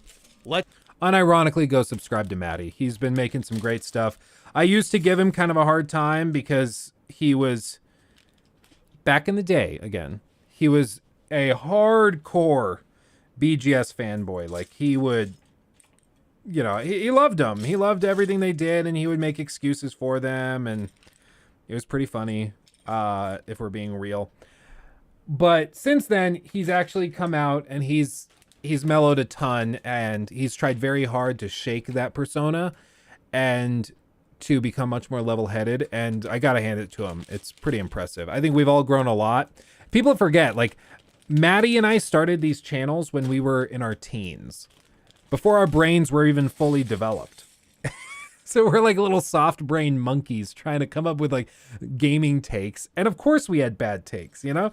But for some people, it's easy to forget that and to think that we're just like, we're the same people we were years and years and years ago, 5, 6, 7, 8 years ago. And that's just not the case. We all make mistakes. We all do stupid things when we're young.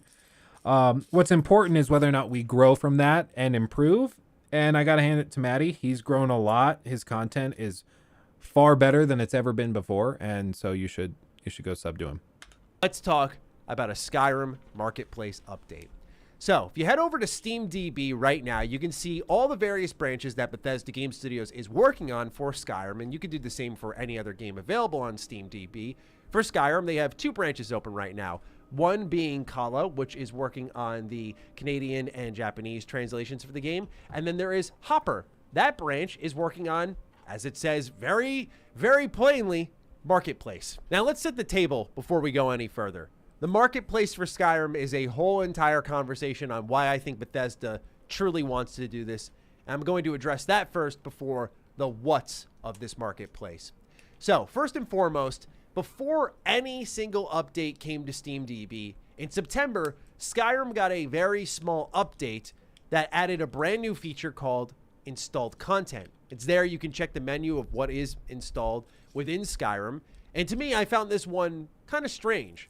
Why, after all this time? Is it because of managing the Creation Club content on top of some of the official DLC? I mean, it's a decent amount, but it's not so much that it demands an entire new menu over a year after the game had already come out with that Creation Club content.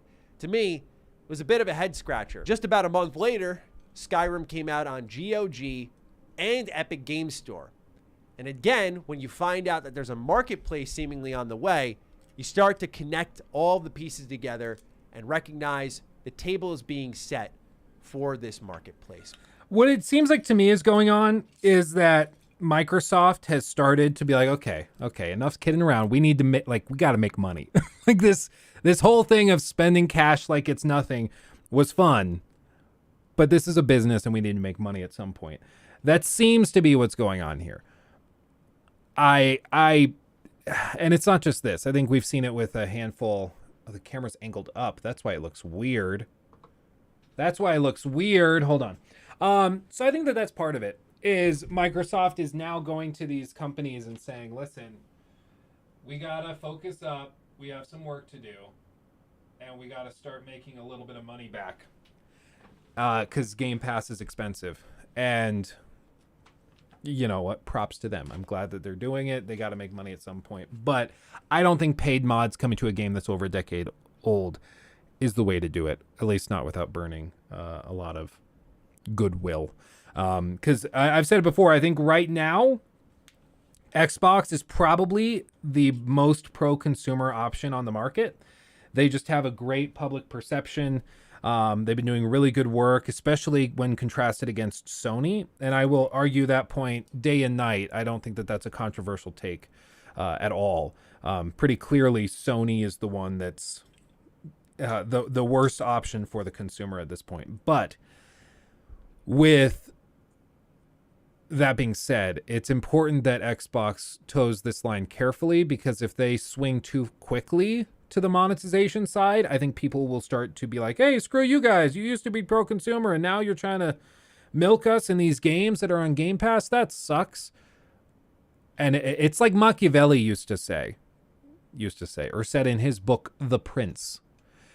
Generosity can go a long way.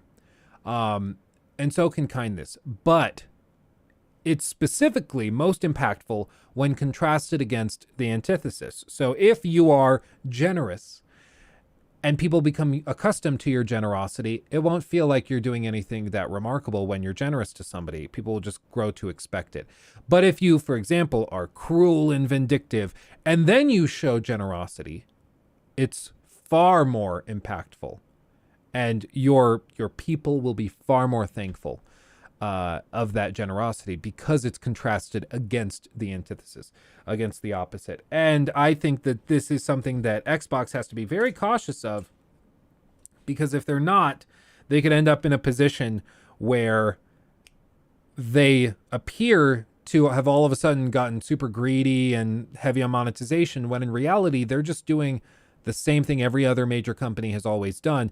Everybody's just grown used to their generosity, to their kindness, and to their crazy value propositions through Game Pass. Because at the end of the day, eventually Game Pass is going to start to see price increases. You're going to maybe see another tier for day one launches. So Game Pass Ultimate's the only version that gets it, whereas other like tiers of it won't get day one releases. We're going to start to see stuff like that a lot more, because Game Pass right now has tons of subscribers, but they got to start probably capitalizing on that player base a little bit more. I mean, it's capitalism and market economics 101. You corner the market, and then once the competition has left the building, you jack up the prices. Every company on earth is always going to do it. Okay. It's Microsoft right now has a good value proposition. It's going to become worse over time, because it always does. Every company's like this. Now, if you look at the changelog, you'll see that work really began on this, as far as we know, November of 2022. And the last update came December 2nd of 2022, presumably before Bethesda had left the office. Now, Bethesda does every year, as we learned around Skyrim's release, a internal E3 where they show off features and new ideas for different things within their own games. That actually does sound super cool. A lot of like the DLC and features that eventually came to Skyrim as DLC started with this end of year, like I forget what they call it, like bash or something, dev bash, where they show off all the coolest stuff that they've been working on for a while. And I think it'd be so cool to just squat in there. Because basically what they do, in case you missed the development log where they showed it off, and the interviews where they talked about it, what they do is they have the developers work on whatever they want to work on for a week. They don't give them any guidance. They don't say you have to do this or that. They just say go crazy for a week and show us what you can do. And they turn out some really impressive stuff, a lot of which ends up just being DLC that they turn into dedicated games. This could have been one of them. But here's the thing that I want to begin with above all else. And it's the reason why Bethesda would add a marketplace to Skyrim. And there's two of them. Because they are poopy heads. I'm mature. Shut up. Number one. No, my Lego cam is this cam. But I don't have a scene set up for... I have a thought. Okay, I'll let Maddie keep going. I just had a thought of what I can do. Okay, so give me a second. Give me a second. Is this direct quote here from Todd Howard on the Lex Friedman podcast. Listen for yourself on what he has to say about... I asked you guys if we wanted to go through that interview, and everybody was like, no, it's boring as hell. There won't be anything to talk about. Apparently, there's stuff to talk about, because I hear people referencing it all the time. I listened to it. I thought it was interesting, but maybe it's not great stream content. I get that. But the modders and getting them jobs at Bethesda. Like, I love the Khajiit follower mod for Skyrim. It's awesome. There have been quest lines. Those things just take a really, really long time. And so someone who's going to do that, that's almost like it takes them a long time. It's more than a hobby. And we're always looking at ways that we can make it like, hey, they can turn a career into it because it's just awesome. Now, my thought process when I heard this quote originally, and maybe it was naive of me, was, oh, you see these modders that are making Bethesda Game Studio style projects. You're going to hire them for the official team, bring them on board, and kind of continue the cycle of what a Bethesda Game Studios game is by having the previous generation teach the new generation and then repeating that cycle over and over. That was my thought process. Now, we also know, reason two, being the Creation Club existing. This was one of Bethesda's avenues to support modders. And it obviously wasn't received well. A lot of people called it paid mods. The pricing was egregious. yeah, I think that was the biggest thing is that if they, one of the changes I recommended that would have been really, really simple, all you have to do is have modder profiles. Specifically like, oh, this mod was created by like Dark Viper 108. I love his mods. He makes great stuff. That guy, you make it very clear this mod comes from that guy. He's the one getting the payout. That I think would go a long way. What made this seem so slimy is that they advertised it as paid mods where modders were getting kickbacks, but it wasn't an open marketplace, right? Like it wasn't like not Gamers Nexus. It wasn't like a Nexus or Vortex, you know, for quickly downloading mods freeform. And as a result, it just came off as a rebranded version of microtransaction-based cosmetics, and that's it. So it just didn't sit right. They were paid by contract. Well, yeah, exactly. And I think that's kind of what my point is that it just came off as another way of Bethesda to just charge you for skins and stuff. But they pitched it as though modders were making this stuff and that the modders would make the money from you buying it, so you were supporting the modders. And that's not really what was going on. So it just left a bad taste in people's mouths.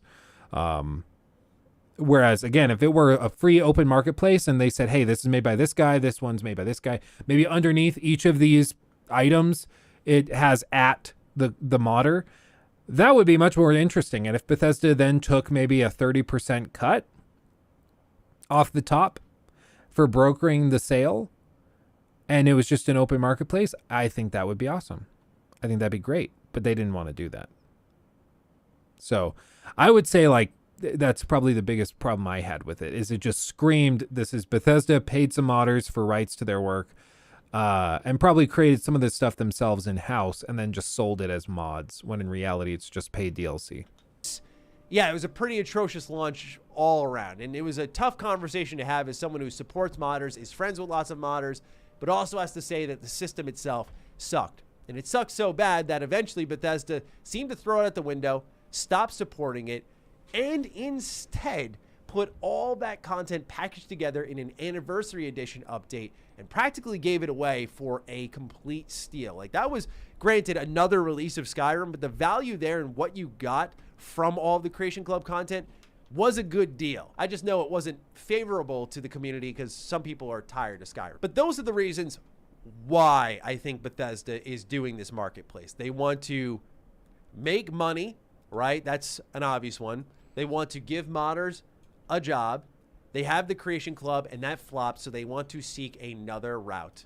And obviously, this won't just be a Skyrim thing. I can guarantee this marketplace will make its way to Fallout 4, to Starfield. But let's talk about what a market... Fallout 4's support long-term has been really weird, I feel like. But maybe that's just me. I don't know. I feel like they talk about Skyrim way more than they talk about Fallout. Place could be, now that we've established why I think Bethesda wants to do this. So there's a couple of games that you could look at for this. If you want to look beyond the borders of Microsoft, you could look at something like Roblox, where full-on companies exist for Roblox to make games as a part. Yeah, Roblox is like listed on the like, it's an actual stock that trades and tons of like hedge funds invest in. It's ridiculous. Roblox is way bigger than I ever realized. It's insane. Of Roblox. Like, you can get a full-time job in the Roblox industry, if you will. Now, within Microsoft's borders, it would be something much more familiar to you all, known as Minecraft. And they have their own thing called Minecraft Marketplace. And it's there that they're constantly updating content for people to buy and download as a part of the game itself. Now, here is the kicker to me, and why I also think Bethesda wants to do this, is you can access the Minecraft Marketplace over on consoles with the Bedrock Edition. Here is the problem that Skyrim and Fallout 4 really had with mods on consoles. And it was a memory issue. You couldn't get the high-profile mods. You could only get some of them. PlayStation's mods in particular were incredibly limited, while Xbox didn't have the big hitters many people were looking for. It was also really tough for modders to get their experiences onto consoles. And overall, it became, again, a bit of a messy situation here. But now, with a marketplace, you can bring possibly large-scale mods to the platform and allow people to download it. This does open up the avenue for official long-term support for Skyrim for decades. Something that Todd Howard also talked about on the Lex Friedman podcast. Listen to this quote here about how long they think about supporting their games for after Skyrim. People are going to play the next Elder Scrolls game for a decade, 2 decades. And that does change the way you think about how you architect it from the get-go. Decades with an S. That is insane. And he's not wrong. You look at any of these games that have come out in the last... I'm sorry, Maddie. I keep freezing it at the worst possible time. I keep doing him so dirty. But like, I would agree with this. Like, we are talking about games that last ages and are way bigger than just a single one-off release from like, yeah, Ubisoft or something. I mean, even Ubisoft's games, like Assassin's Creed 2, people still play it. And in terms of support, I think the question is, I don't think Todd is talking as much about, oh, we're going to support it by like offering patches and stuff. They were going to do that, like, because it's not that difficult to do. But I think more of what they're discussing here is, how do we capitalize on people playing these games for years and decades and decades and decades? Because WoW has been out for, 15, more like 17 years now. And of course, it gets tons of support and is very popular and people love it. But part of it is also like it just prints money, so they can stay on it. They can keep adding expansions and stuff. And I think that they hope to eventually get to the point where these single player games that they're making, they can support and monetize in the same way, which, only makes sense. Realistically, well, Talos, I don't think you're that wrong. I think with something like Starfield, there's the potential to do like entire solar systems as DLC. Because why not? Especially if it's just like they're talking so much about dynamically generated content. If they can just dynamically generate this stuff, it's probably like relatively easy to turn it into expansions.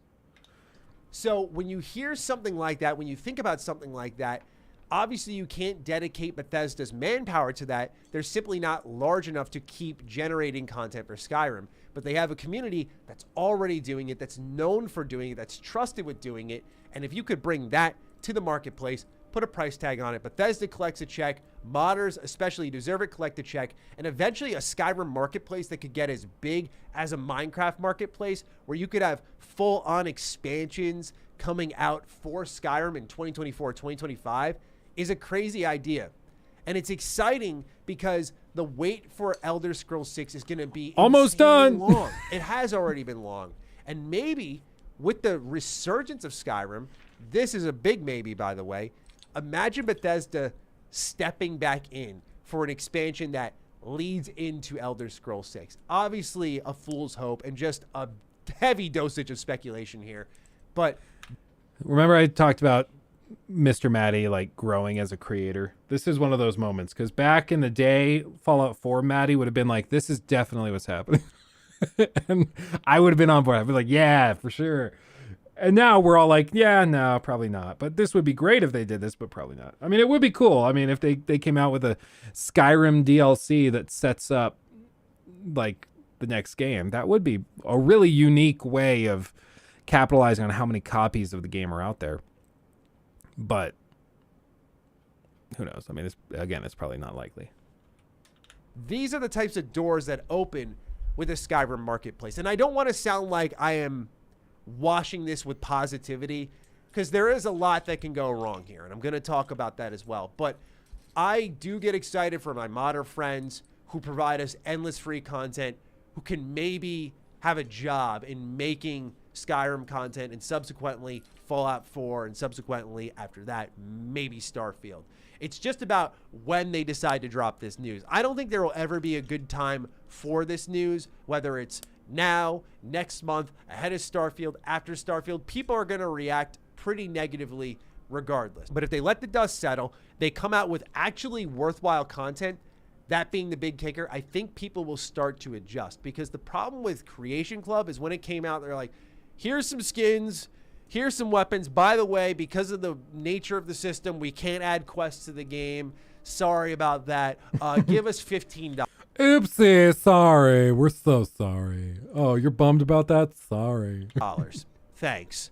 Back to my Minecraft example, much is the same there as it is with a Bethesda game. You can get a lot of these mod packs for free online. Don't got to pay anything. Don't got to go on the marketplace. But for those who are on consoles, they find the marketplace extremely useful. I think of that, and I can't really argue with that avenue.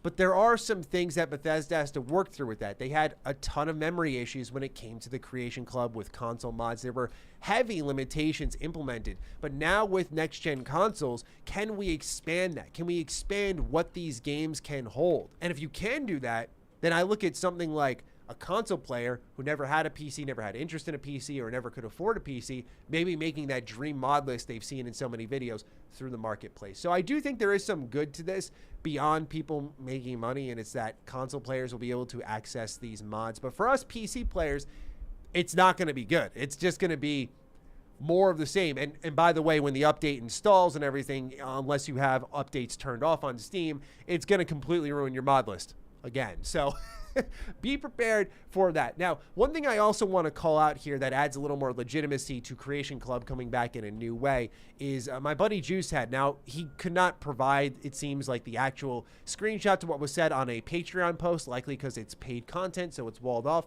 and he did blur it. X to Doubt. Riot. Juicehead's a liar. No, I don't know anything about Juicehead. I see Juicehead's videos recommended to me every once in a while, but I have like no idea what Juicehead does. Out in this video, but someone who is a modder did post that Creation Club content would. Okay, I'm sorry. I know that. Okay, it's paid, like it's special content locked behind a paywall.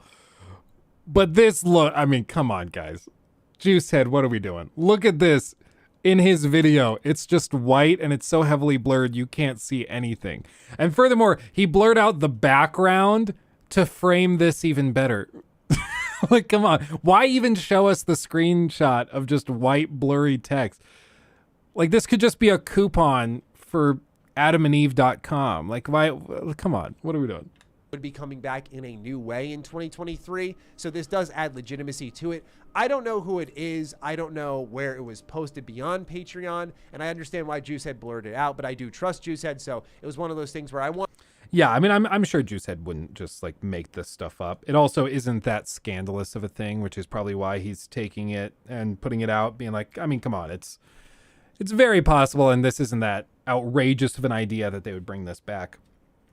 But it does just look hilarious that you're like blurring out something that you can't even really see to begin with. And I don't know. I've seen heavier or less heavy redactions on like Trump's tax returns and stuff. Wanted to make sure I called it out since a couple of people were sending it my way saying, hey, Maddie, do you know anything about this? Should we be interested in this? What's going on with the marketplace? My answer is the same. I just know it's from another modder. I don't know anything beyond that and even who it is. But the kicker here, I think, is the end of the road. Skyrim will continue to have its audience, will continue to have people play it, buy content for it. And I think this marketplace will generate a lot of revenue for Bethesda, whether the internet lights on fire or not. I don't think this stops with Skyrim. Let's go to Starfield for a moment here. Remember the 1,000+ planets, and Todd Howard saying, yeah, some of them are empty and like they're there for modders. Like he's talking about it in a known quantity, right? And we already know that for free modders will go in and turn planets into full-on quest lines and stories and all that stuff. That will be incredible when that finally happens. But I cannot fathom the idea of them just doing this marketplace in Skyrim. I could. Yeah, for real. I mean, this is totally fair. I think that they're setting this thing up to be the ultimate sandbox game where you can just do whatever you want. And then they're going to set it up for paid mods. Without a doubt. Without a doubt. I mean, they're literally giving blank planet-sized canvases to modders. So, yeah, it's going to be a thing. No doubt. No doubt. Starfield's definitely the final target here. Could totally see them taking that same Skyrim marketplace and making a Starfield marketplace where you can download content and it loads up these planets that were previously empty and turns Starfield into a platform. Why is that? Back to the original quote. When we make games, we got to think about how they're going to last for decades. And when we talk about Starfield, let's say it's a hit like we're hoping it is, the reality that no one is talking about right now is after Starfield is Elder Scrolls 6. After Elder Scrolls 6 is Fallout 5. What about Starfield 2? Exactly. Yeah, in 2068, we got to think about Starfield 2. I mean, it's a running gag at this point that Bethesda games take forever to make, and then, you know, they put them out, they kind of forget about them for a while. Yeah, I mean, it's going to be forever until we get a new game. They brought on BGS Austin. Initially, they said it was to like improve their production schedule, but now we know that it was pretty much entirely done to try and like keep Fallout 76 alive while they were working on Starfield and these other things. So it apparently was not that much about you know, improving their production schedule. It's always been terrible, and it will continue to be terrible. So I just have a mod manager app for consoles made for specific games that ships with them for free, which you can download mods from reputable sources like Nexus. Yeah, but then you can't charge people for it. And that's the biggest problem.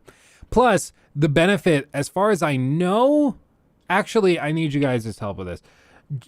I've never done it. But if you've ever bought something through like Fallout 76 or Skyrim's paid mods and stuff, do they take you to like the Xbox portal to pay for the item, or is it all paid within the app? Because my theory, or at least my suspicion, would be that this is something that is paid for within the app so that they get the benefit of the avoiding the microtransaction charges, basically, within the app. Okay. So when you buy the mod through Skyrim, if it's through the app, they don't pay Xbox the Xbox cut for processing the transaction. Same with PlayStation. Whereas, like, if they were to do a separate mod installer, probably would be something that you'd have to get Xbox on board with, or, you know, it's a whole other thing. Is Fallout 76 good? I like Fallout 4, but 76 at launch, couldn't get into it. Hasn't improved since. It's better. It still has that slight delay. Thank you, Mikhail, for the $5. Appreciate you. I don't know where the alert Mikel Angelo is. donated $5 through Super Chat. Have fun with the Lego build. Here's some change for medical supplies to take care of your hands. Thank you, Mikhail. Yeah, my fingies are going to be very sore by the time we're done with this 9,000 piece set. But yeah, no, anyway, all of that to say, I think Fallout 76 is better, but it still has like weird lag all the way throughout. You'll press like fire and it's slight, maybe like 10, 20 milliseconds, but it's just enough for it to feel really laggy. It's like playing a shooter, like an online shooter like Overwatch or COD, and having 100 millisecond ping. Like, it just doesn't feel good. And that's all of Fallout 76.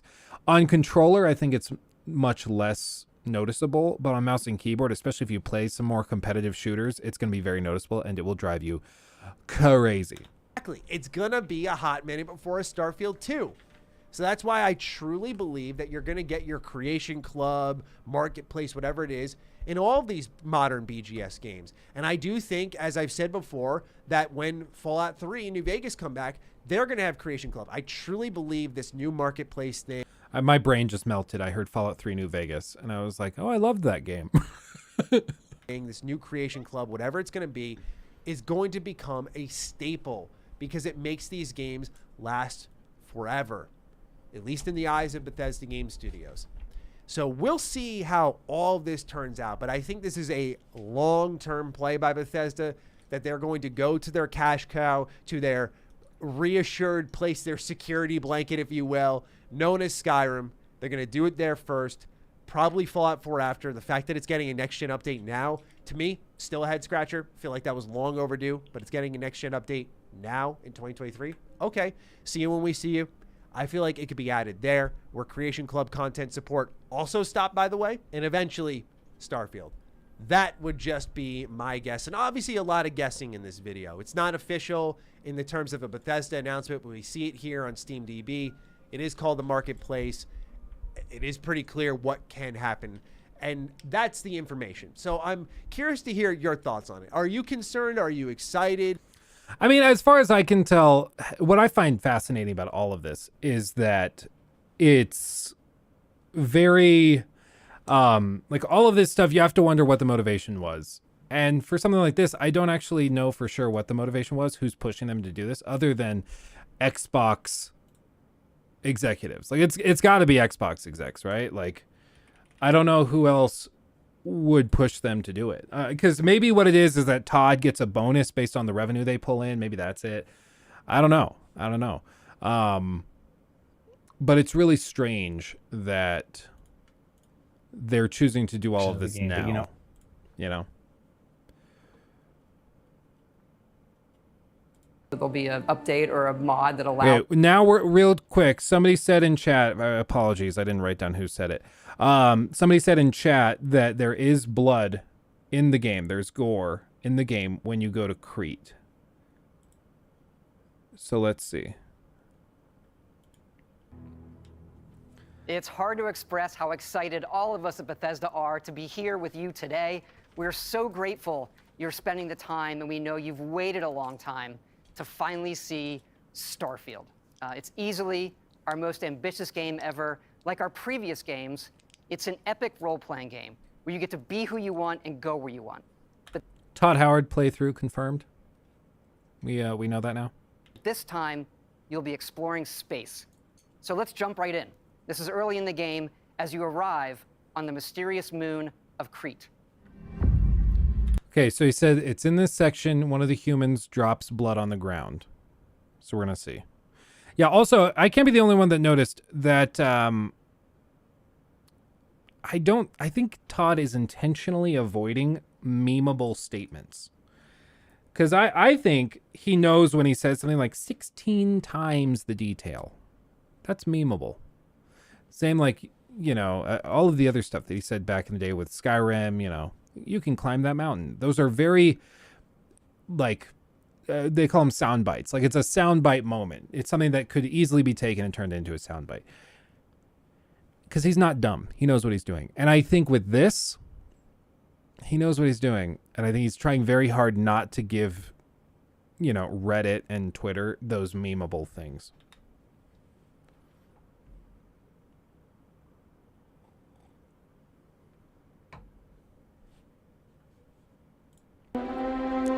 Axel, I muted it.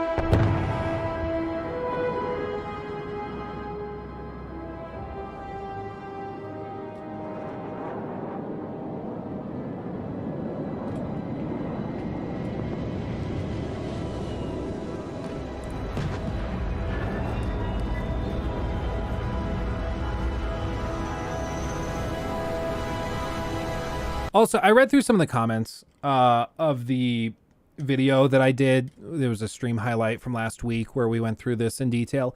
And somebody was saying like, oh my God, Luke's nitpicking so hardcore because he's mentioning the smoke looking kind of weird and blurry. Listen, here's the deal. Like, I'm not talking to you, Siri, calm down. Here's the thing. We're talking about qualitative standards at the end of the day, okay? The industry continues to progress, even if the creation engine stays behind in like 2011. When I am evaluating a game, I am somebody that plays every new release. I stay very up to date on all of this stuff. That's part of the reason that you guys watch me, right? Like, at least I would think so.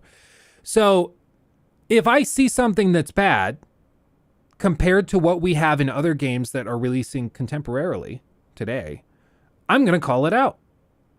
Because for me not to do that would be, in effect, lying about the quality of the game by omission. Because if I make videos where all I do is mention the good things and I don't mention any of the bad, I'm just making puff pieces and I'm wasting everybody's time. It's a joke.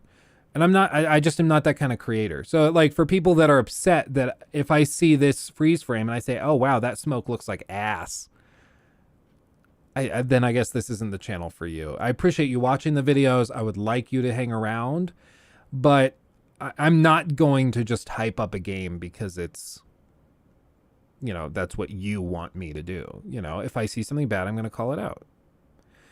And maybe that's necessary. Maybe that's like overly negative.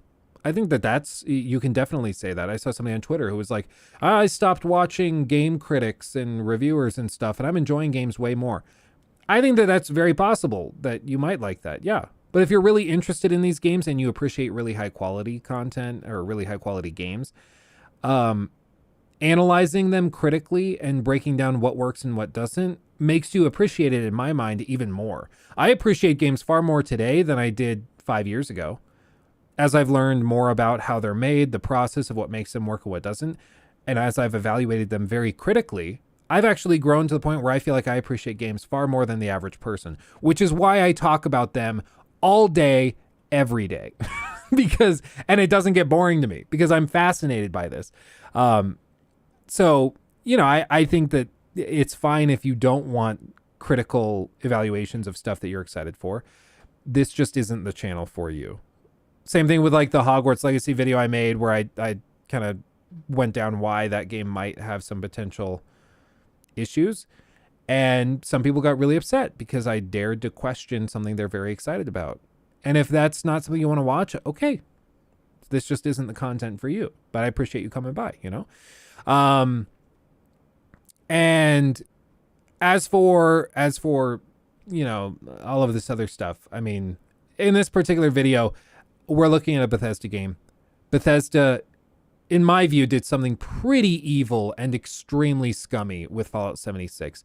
They intentionally sold players a broken pile of garbage, and they didn't care because they knew what they were doing, and they were trying to maximize profits. It was scummy and extremely unethical. And I've had even people like Maddie, like Juicehead, Juice World, whatever his name is, admit that and say, yeah, no, Fallout 76 was extremely unethical and very problematic.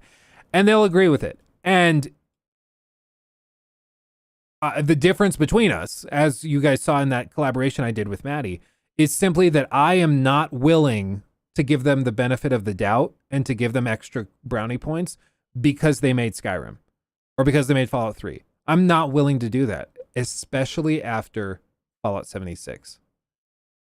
Those other people tend to be willing to give them extra bonus points because they're fans of their previous work and, you know, they're just excited. So yeah, that's just where I'm at. I'm very suspicious. Very suspicious. But anyway, we'll get back into it. Haven't talked about Frontiers of Pandora on your channel yet? I don't think so yet. We were going to talk about it last week and then something happened. So I will actually add that to our doc to discuss here after the day before. So we'll talk about that. Yeah, we'll get to it. We'll get to it. Okay, anyway, back to this. We got to see if there's blood effects. And then we'll talk about why the blood effects are important. Smoke still looks like ass.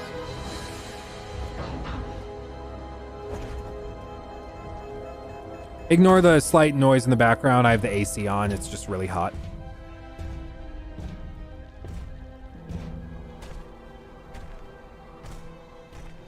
According to the scanners, the abandoned research facility is in this direction.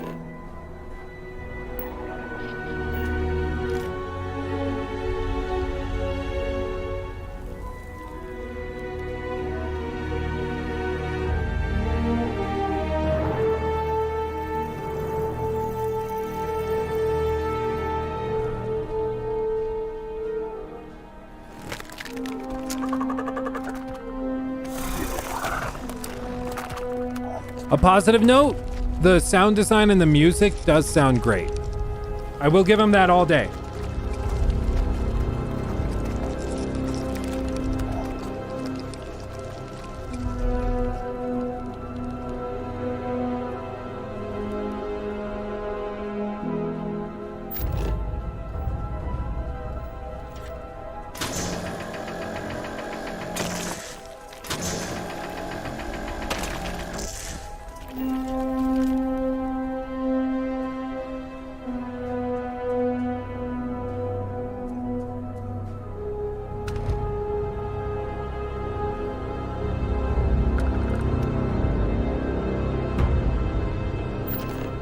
It would appear that pirates of the Crimson Fleet are using the facility.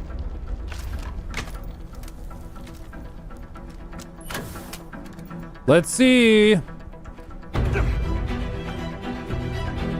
Also, somebody said in the other stream that it was confirmed that this was running on a PC. Does anybody have links to that? Because like I've been looking for confirmation of that. I don't know if that's true, but if it is confirmed that it's running on PC, then that's a big deal because they're running on PC and it looks like this. So I need to know if that's the case, if you have information.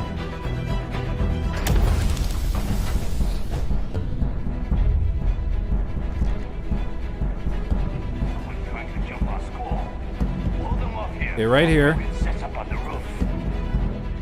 Yeah, we're gonna go 0.25.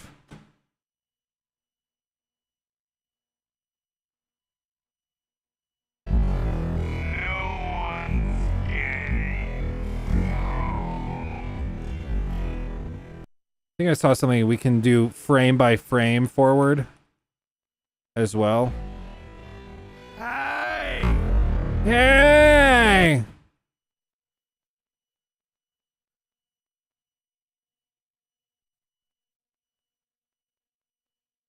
Oh no, are the muzzle flames or muzzle flashes only one static PNG? No, it's different. Okay.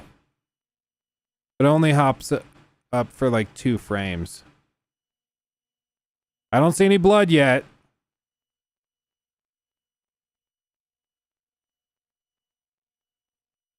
Oh, yeah, there is something there.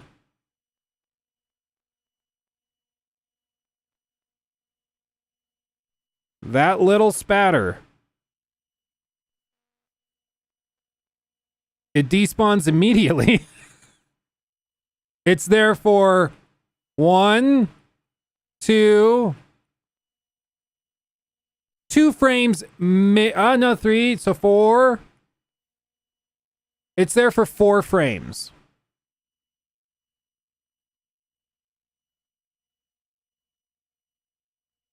He shot the guy's juice box, not blood.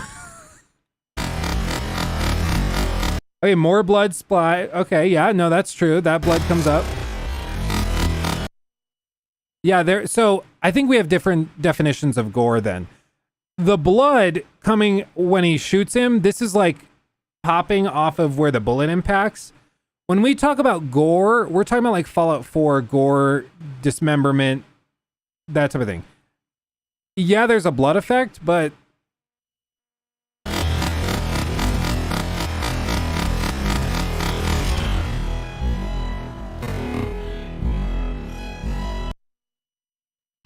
so yeah, I'll say it's something. Was this blood there before?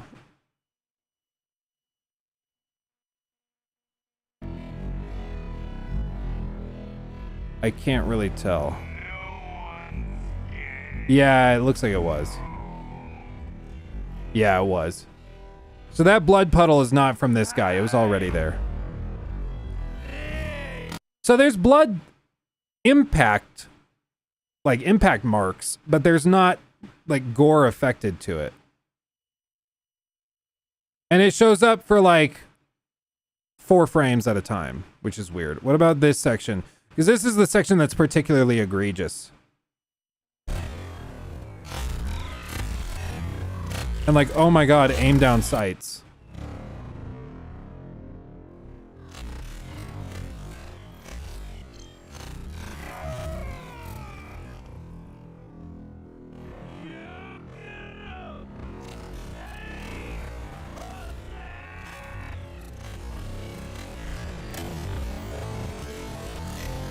Also, some of these rounds aren't making contact, but still are dealing damage.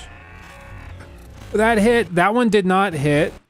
That one didn't hit. That one didn't hit. But like the finisher on this guy, you'll see the bullet doesn't hit him, but it still deals damage. Like that didn't hit him.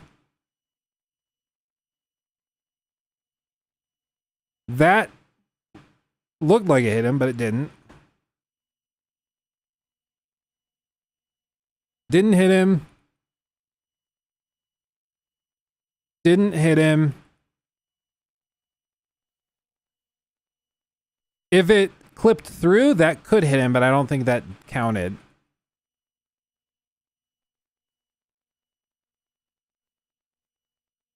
Oh, wait, is he dead? No, he's not. Okay, we shot that. Didn't hit him. That looked like it hit him. Yep.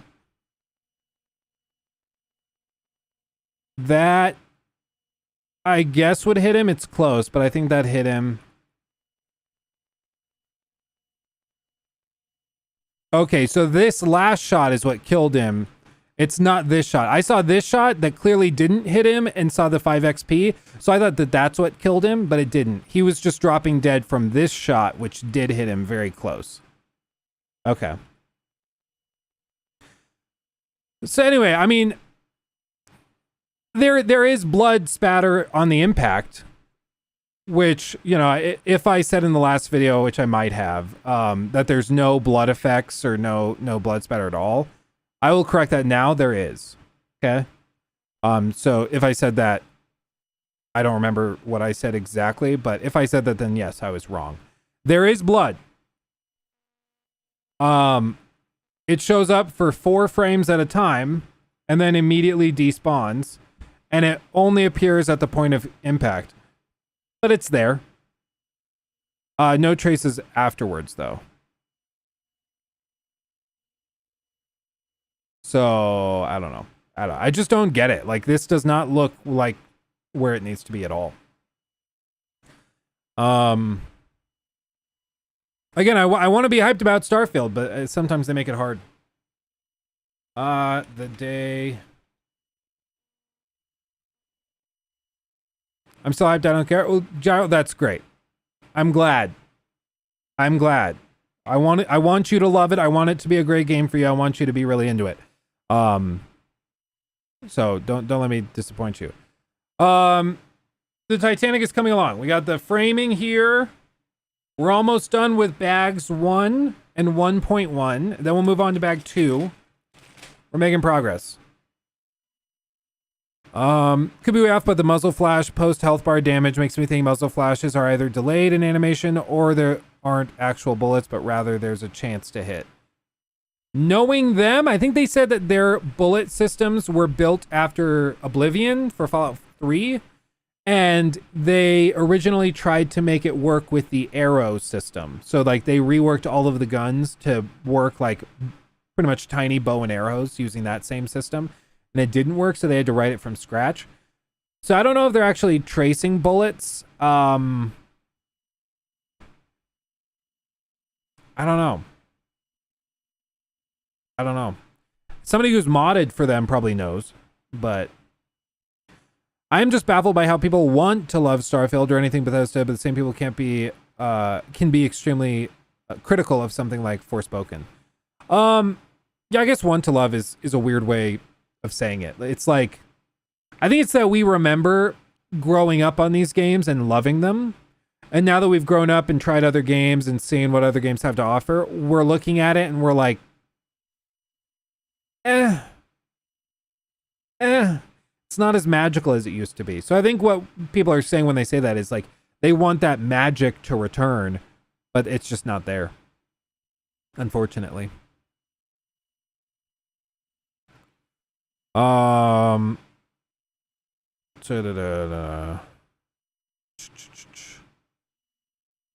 Yeah, they tried. Yeah, if you watch the interviews from the creation of Fallout 3, they said that originally they tried to get the gun system, because they had never had guns in any games before with that engine. They said they tried to rework the bow and arrow mechanics to work for the guns, because they already had that working where you aim it, it shoots out, and then it traces that with the drop off and everything. So they tried to rework that into the gun system, but it didn't work for whatever reason, so they had to write it from scratch. You should go watch those videos on like the creation of Fallout 3. They used to do documentaries for them. They were really good, really interesting. As far as I can see, they need to tighten up the hitbox and they need full pass on the muzzle, flashlighting if this is gameplay. I mean, I would agree. I also think that they, in these gameplay segments, they've got to have somebody who knows how to aim down sights, because the guns, like those laser rifles in Fallout 4, when you hip fire them, they've always been inaccurate, and it just makes it look like the game, like the combat sucks when they're shooting and the lasers are flying everywhere. Have somebody that knows what they're doing play it. Like, it'll make the game look way better if somebody who knows what they're doing plays it.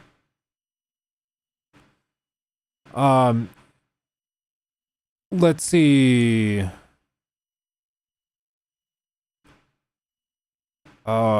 It's fine wanting the magic to return, but to want to see the magic when it isn't there anymore, delusion, that's the part the Bowsman. I agree. There's a lot of delusion involved in some of these fanboys, where they start to make ridiculous excuses for games they're hyped about. And it just turns into special pleading, where they would criticize Ubisoft if Ubisoft did the thing that they're upset about. But when it comes to, like, if it's in Hogwarts Legacy or if it's in The Day Before or whatever other game they're excited for, they just ignore it. That happens a lot. That's part of what those critical look videos are supposed to be. The skeptical look videos are supposed to do is give somebody the chance to try, like, evaluating the game without those goggles on and to just look at it freshly from the outside. I was going to do a video like this on The Day Before, but I realized that a YouTuber by the name of Force Gaming did something very, very similar. That I think actually does a really good job of breaking down why The Day Before looks super sketchy and potentially fake. So let's check this out while I continue to build the Lego Titanic and see what The Day Before is like. For those of you not familiar, The Day Before is the most wishlisted game on Steam. Highly, highly anticipated. super hyped around it, tons of people, and it looks to be like a total scam. So let's check it out. Hey everyone. Oh, sorry. Today we've Sorry. got an update for the day before. This is the upcoming open world zombie survival MMO that as of now is still one of the most wish-listed titles on all of Steam. I've covered this game a handful of times, mostly focusing on what I consider to be major red flags from both the studio developing it and their poor history of releasing and abandoning games, but also just looking strictly at the gameplay footage that they've released for the day before through these numerous trailers over the past year, and the fact that it all seems fake isn't the right word. Staged, I would call it. All of the footage that they've released seems very staged and not like actual real gameplay. Now, I do believe that the game is real in as much as it's being made. There are people creating this thing and it will release and be playable at some point in the future. But at the same time, I get the sense that what they've shown is a very inaccurate representation of what we will be getting come release. And ultimately, I suspect the game will end up a total disaster. So we have got a few new updates this week, as well as things that have come to the surface in the time since my last video on this game. So let's jump into it. The first big thing was a new gameplay preview. This came from the NVIDIA CES showcase. It was roughly 1 minute long and consisted of a mix of static environmental shots, which I'll say these looked like some pretty cool environments. And then there were a few short gameplay clips with it all wrapping up with what appeared to be cinematics. As I was watching this, I thought, sort of like with the previous day before gameplay videos, that it all looked and felt a little off. Initially, I couldn't pinpoint exactly why or what it was, but after watching back the video a few more times, I realized two major things. And these are really good points. There's just some games that you see trailers for that just look weird. Like there's something in your head that it's like the uncanny valley, like something in your head is just something's weird. I can't pinpoint it, but something about this is off, and this game like personifies that. Stood out throughout the I saw the video the day before. That's funny. Entire gameplay sections, all of the camera movement and aiming in their footage seemed like it wasn't being controlled by an actual player and instead was simply scripted movement that they were recording. If you pay close attention to how the camera moves and how the player is aiming, it feels very unnatural, in some ways way too smooth, but then also at the same time too kind of slow and clunky for what a real player would actually do. I've played a lot of games myself. I've watched a lot of gameplay footage of other people playing games.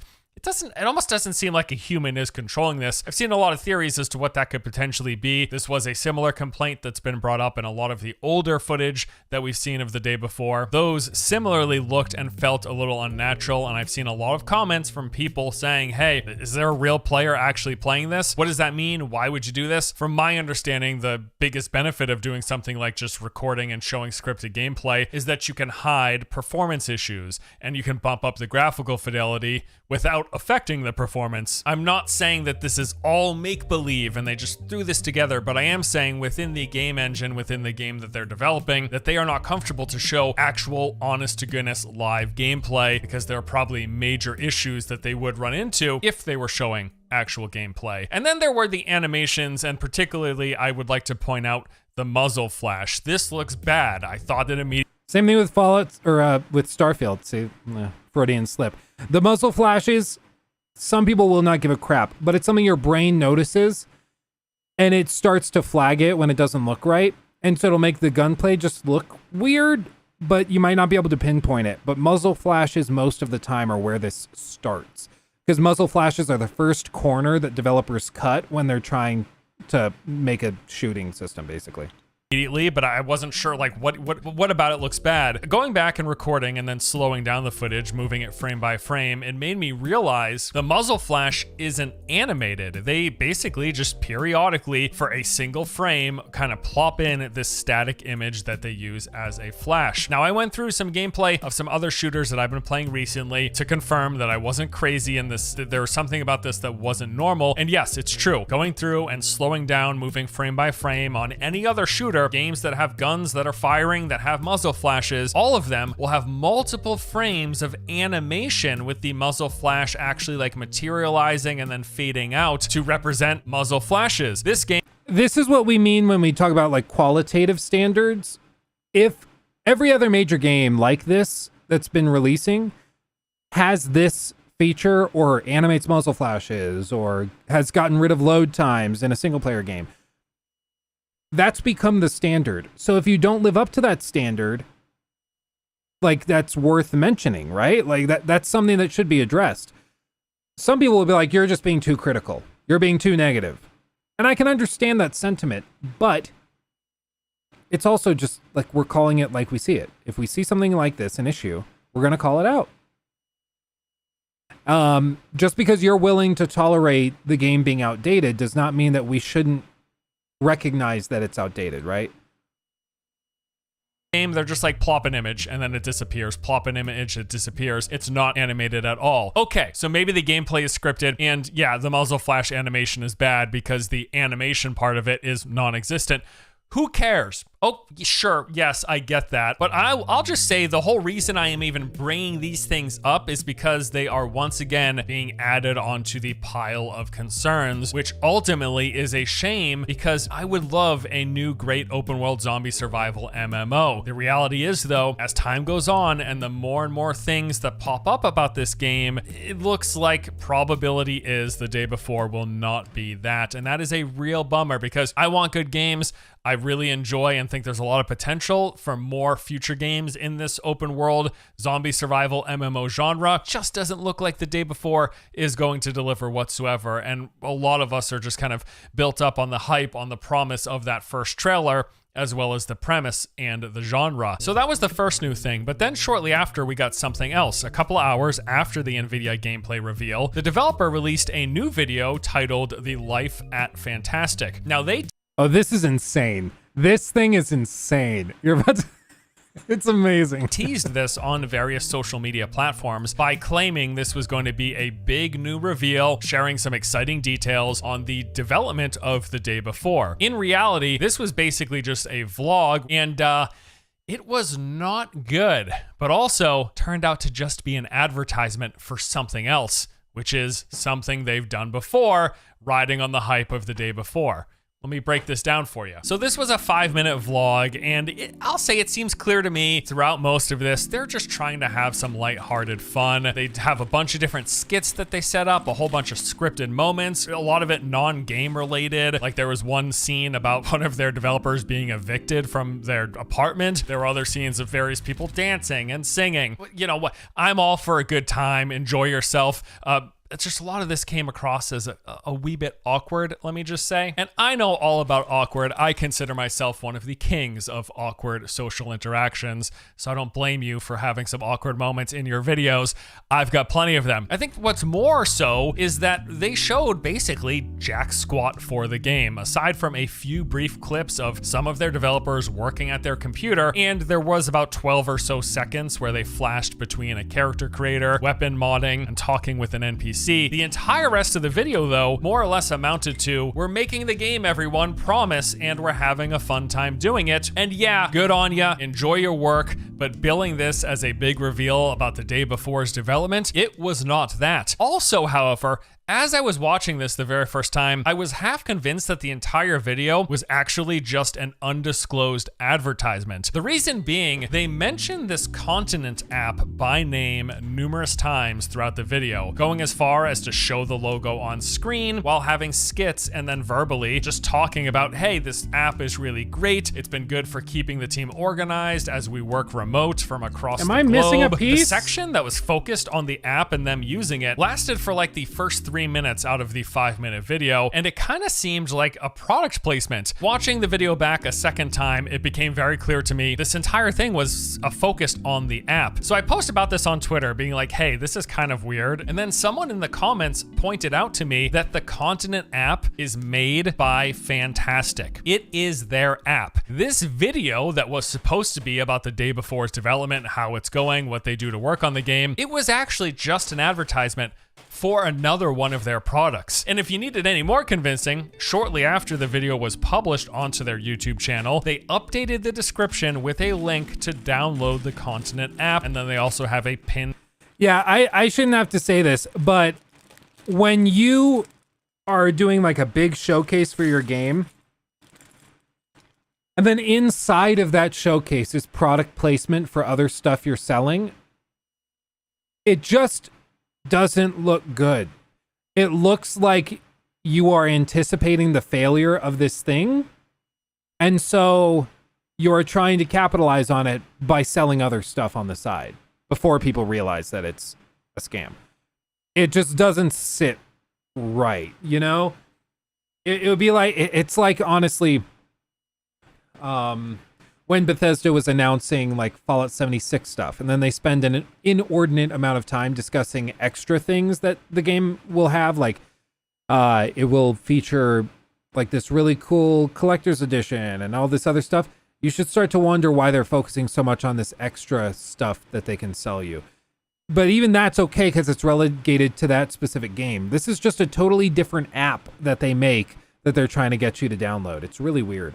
And comment, neither of these two things were there when the video first went live because they wanted to pull people in thinking they were going to see the day before. Instead, they were just advertising another one of their products. Now, can Fantastic, a software developer, advertise other products that they're working on? Yes, of course they can. But once again, just like they did with the reveal of Prop Night, one of their most recently released games, they appear to just be riding the wave of hype around the day before to push their other products, which as a company, of course, they have every right to do so, but it does just leave a little bit of a bad taste in your mouth. Just something seems wrong. Just a bit, don't you think? That is the two most recent updates. We had that 1-minute gameplay clip, and then we had what was supposed to be a behind-the-scenes development of the game turn out to just be an ad for Teams equivalent software where you can chat with other people from across the world, whatever. Since the last time we covered the day before, which was back in July of 22, there's been a few additional things that we've noticed that I just want to mention here. So going back through all of the footage that was released so far, I started picking up on some similarities between the day before and other games. There's the obvious general comparisons to like The Division, Last of Us, or Days Gone, in terms of the setting, in terms of the third-person perspective, in terms of the locations and kind of the graphical styling. Yeah, sure, there are similarities there, but more specifically, some of the areas that they've shown appear to be copied from other games. The first one is the Spider-Man Miles Morales Mall. I saw a few comments Spider-Man Miles Morales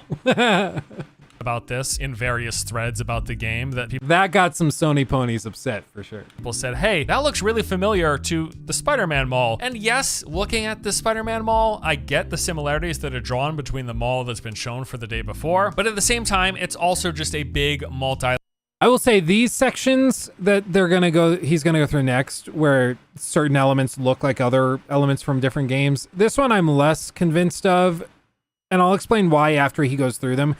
But I'm not as convinced.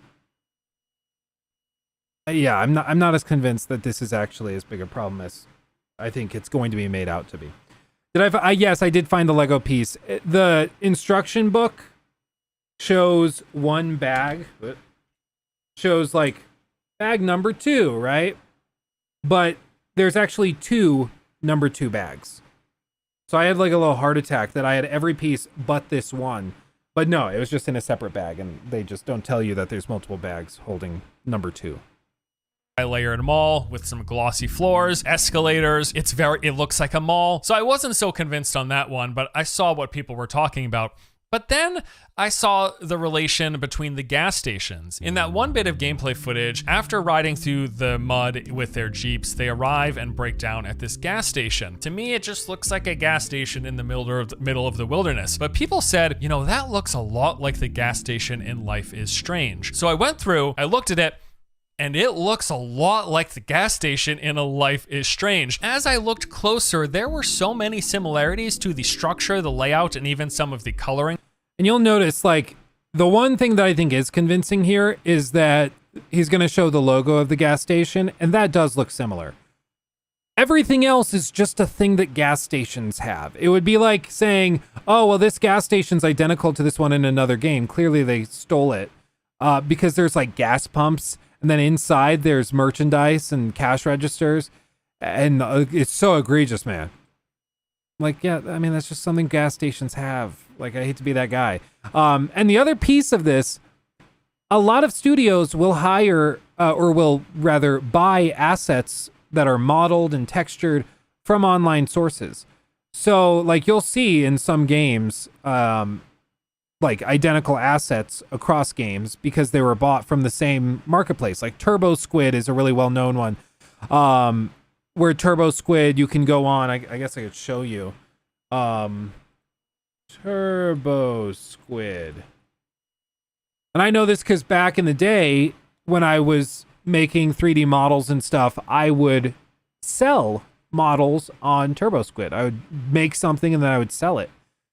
So what this is like if I am making a video game and I don't want to have to model these characters, yeah, low poly crowd for like a simulation game. If I don't want to have to model each of these myself, which is going to take a ton of time and money, I'll just pay this $300 price tag. You can get different licenses, so small business, assignable model rights, stuff like that. So you can buy all of these different things and then use the assets in your game. Same with like, let's see, architecture. Maybe that, let's actually try this. Gas station. Boom. Like you see all these? So all of these gas stations, I could just buy, put them in the game, maybe rework some textures, maybe swap out the logo or something. But then that saves me all of this time modeling this stuff and texturing it. So this is very, very common in game development to go in here and buy these assets off of websites like this so that you don't have to spend the time modeling it and creating it yourself. So this is very, very common, and in no way do I consider this to be a red flag or something. The one thing you could say is similar is like you'll see the logo, he'll look at it last. The logos look relatively similar, but I really don't get what he's looking at with this, saying these are similar. I mean, they look like gas stations. Choices that what did I model? I made like a bunch of buildings and skyscrapers and stuff. I never made a bunch of money off of it. I modeled them in like Blender back in the day, like Blender 2.42, I think is the version I used. So I modeled them back in the day, really simplistic. They would be used for like far off distance shots and stuff. But I modeled those, and over the course of the lifetime that I had that account, I probably made like a couple $100 from it. People would buy them for short films and stuff. It's cool. But I started to feel like they might be copying it. So you've got the outside layout of the gas station, which is very similar, things like the location of the pumps, but then also where the gas station is in relation to the road, some of the trash bins, the fact that the gas station is wrapped in this fence and a near identical... This is hilarious. It's wrapped in a fence. It's a guide rail because you're on a highway. Like, you are grasping for straws here. And granted, like, let me be clear. I still think this game is basically a scam. The whole thing screams sketchy. But we have to be honest, and we have to really pursue high quality evidence when arguing these points, and I think that this is a pretty piss poor example of it. Manner, both the gas station itself has a fence around the perimeter, and then right across the street, there is also a fence on either side, thick wooded trees. I mean, it's like... The gall! They made a gas station in the wilderness, and there are trees. Lock them up, boys. Lock them up. An identical layout. But then you take a look at the top of the buildings, and their logo for the gas station is also nearly identical from its colors to the font and the logo. It is a blue sign with... Yeah, see, so this is the closest thing I could say. Let me move my camera real quick. It's Mini Mart. The other one says SunTrack. And the logo is a hot dog. One's a hot dog. One looks like it's probably a hot dog too on the right. Might be a burger. It's hard to tell. It's a blue sign. The logo or the fonts are completely different. So I don't know what the hell he's talking about with that. Like, they don't look similar at all. I don't get this. Like, I just do not get this. I don't see what he's saying. Like, I guess you could say the wood finish. Yeah, like, Luke, I guess you could say that the wood type is different. Or it's the same, rather. Like, here versus here, it's got the wood railing on the top and then the slats going straight down. That's similar, but there's 3 posts holding this one up. There's only 2 posts holding this one up. The lights are different. The building shape is different. The sign itself is different. The pumps are completely different. I just, it's a gas station, dude. Like, again, you can make this argument that this whole thing seems sketchy, but I don't think this is a valid way to do this. And the problem with making really crappy arguments like this where you're really reaching is that now people are going to take this, look at this as your argument and easily knock it down because this is by far the weakest point in the video.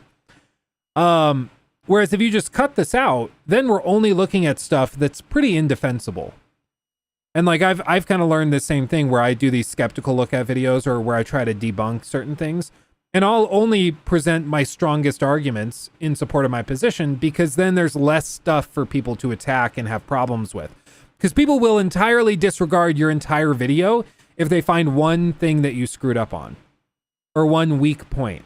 Well, I would bet you money there's people in this comment section saying, why would we take you seriously if you really think that it's Spider-Man Miles Morales instead of Miles Morales? Clearly, you don't know what you're talking about. People do this all the time. So this ain't it. Like, there's other really good points in the video, but this should have been cut, in my opinion. This really does not make the argument at all, and I think it actively harms the argument. With white font that is arced over a hot dog. These look like practically the same thing. And then if you head inside of the gas station, there's also this wood-paneled fishing and hunting section in the corner of the shop. It looks very, very similar. It kind of seems as if they saw the gas I don't know, man. It's a gas station, dude. Station in A Life is Strange and decided to just rebuild it within their game. Is that a crime?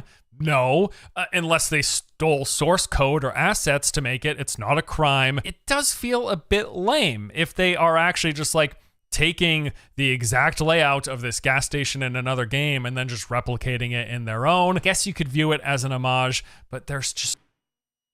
It's not even that complicated. It's just a gas station. It's just a gas station. I actually can't believe he's comparing these. What it is, it's Reddit. Like, I think what he did is he looked up a Reddit page that somebody brought this up, some crazy person, and is just making the video based off of like the 5 top Reddit things arguing that this game is a scam.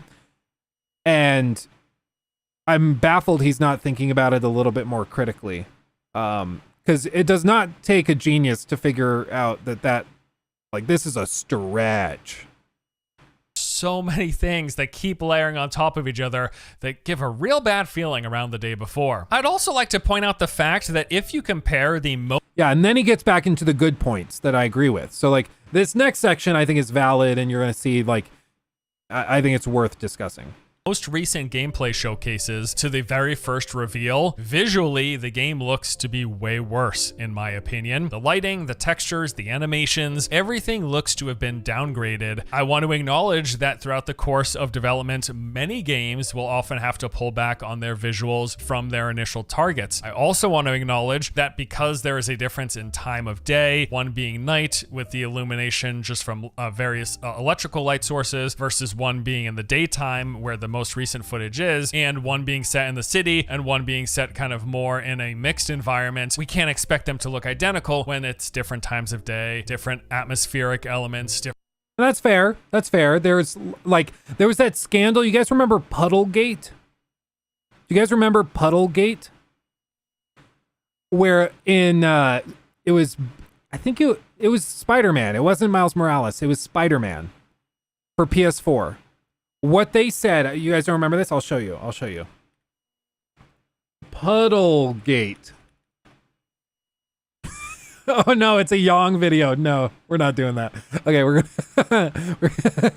gonna go down here. So what this was, Puddlegate. It was that there were these pictures. E3's presentation, they showed this. And then on release, people played through that same section of the game and saw this. And they said, clearly downgraded, Sony lied to us. This was incredibly stupid. And it was stupid because, for one, the game still looked amazing. Two, they were filmed at different times of in-game day. So the sun was hitting differently. There's more shadows here. And also there's like they did tweak some stuff with the texturing. So there's still puddles, but they've moved. So the puddles moved around the scene as they went back through and did final passes. So they just weren't in the same place. But if you filmed this at the same time of day in game, angled differently so you could see the puddles a little better, then yes, it would look the same. But people freaked out because basically time of day had changed and puddles moved, and that's it. And people were saying that it was scandalous, right? Like, it was horrible. The shadows are terrible. I mean, I would agree. Like, these reflections make it look a little better, and I think the reason they had the puddles here is because it made it look better. I would guess they moved the puddles because in combat it was causing frame drops, but that's just me. But I mean, this is very common for PS4 graphics. This just flat drop shadow. This was very standard, so there wasn't anything scandalous about that. But I agree, it's important to reference that time of day has an impact. That being said, quality of textures, animation quality, everything in the day before is significantly decreased. It looks way worse now than it did when they announced it and in this original gameplay. Different lighting to be expected. Putting them side by side, it looks drastically downgraded, and I think this could lend more credit to the initial suspicion, which is that first trailer was a very, very curated vertical slice, and then as time went on and they've built out more of the game, they've been unable to reach that level of fidelity and have had to scale it back. Now again, this is not uncommon. Think about how many initial gameplay trailers we've seen that have looked way better than what we get at release. A developer like Ubisoft is notorious for this. You look at examples like Watch Dogs and Rainbow Six Siege and of course The Division. Those are games that their first reveals looked dramatically better than what they ended up on delivering. It's not unheard of, but I think it's just something else that is worth noting. You know, and a lot of this might sound light nitpicking. I need you to realize though that this all comes within the context of the development studio and their less than stellar history. I went into some big detail. And I would agree. I mean, often what critics and game reviewers like us run into is when we call something like this out, we're called nitpickers, we're called overly critical. Just, you know, go pound grass, get some sunlight, you know, do something else with your day. And while I understand that sentiment, it's like I said in my Hogwarts Legacy video, I view a lot of this as like an obligation to the viewer. I view this as something that I owe to you guys to do my homework so that I'm not just blindly recommending stuff that shouldn't be recommended. And if you don't like appreciate that or want that or care about that, that's fine. But when I recommend a game, I want to actually mean that recommendation. And when I say, I'm really iffy on this, I want to mean that too. Because if I recommend a game that ends up being terrible, I just caused you to waste your money. Maybe it wasn't all me. I could like deflect and be like, well, no, it's your choice. You bought it. So even though I recommended it, it's still your fault that you bought it. But no, like you are watching this because you value my opinion for whatever reason.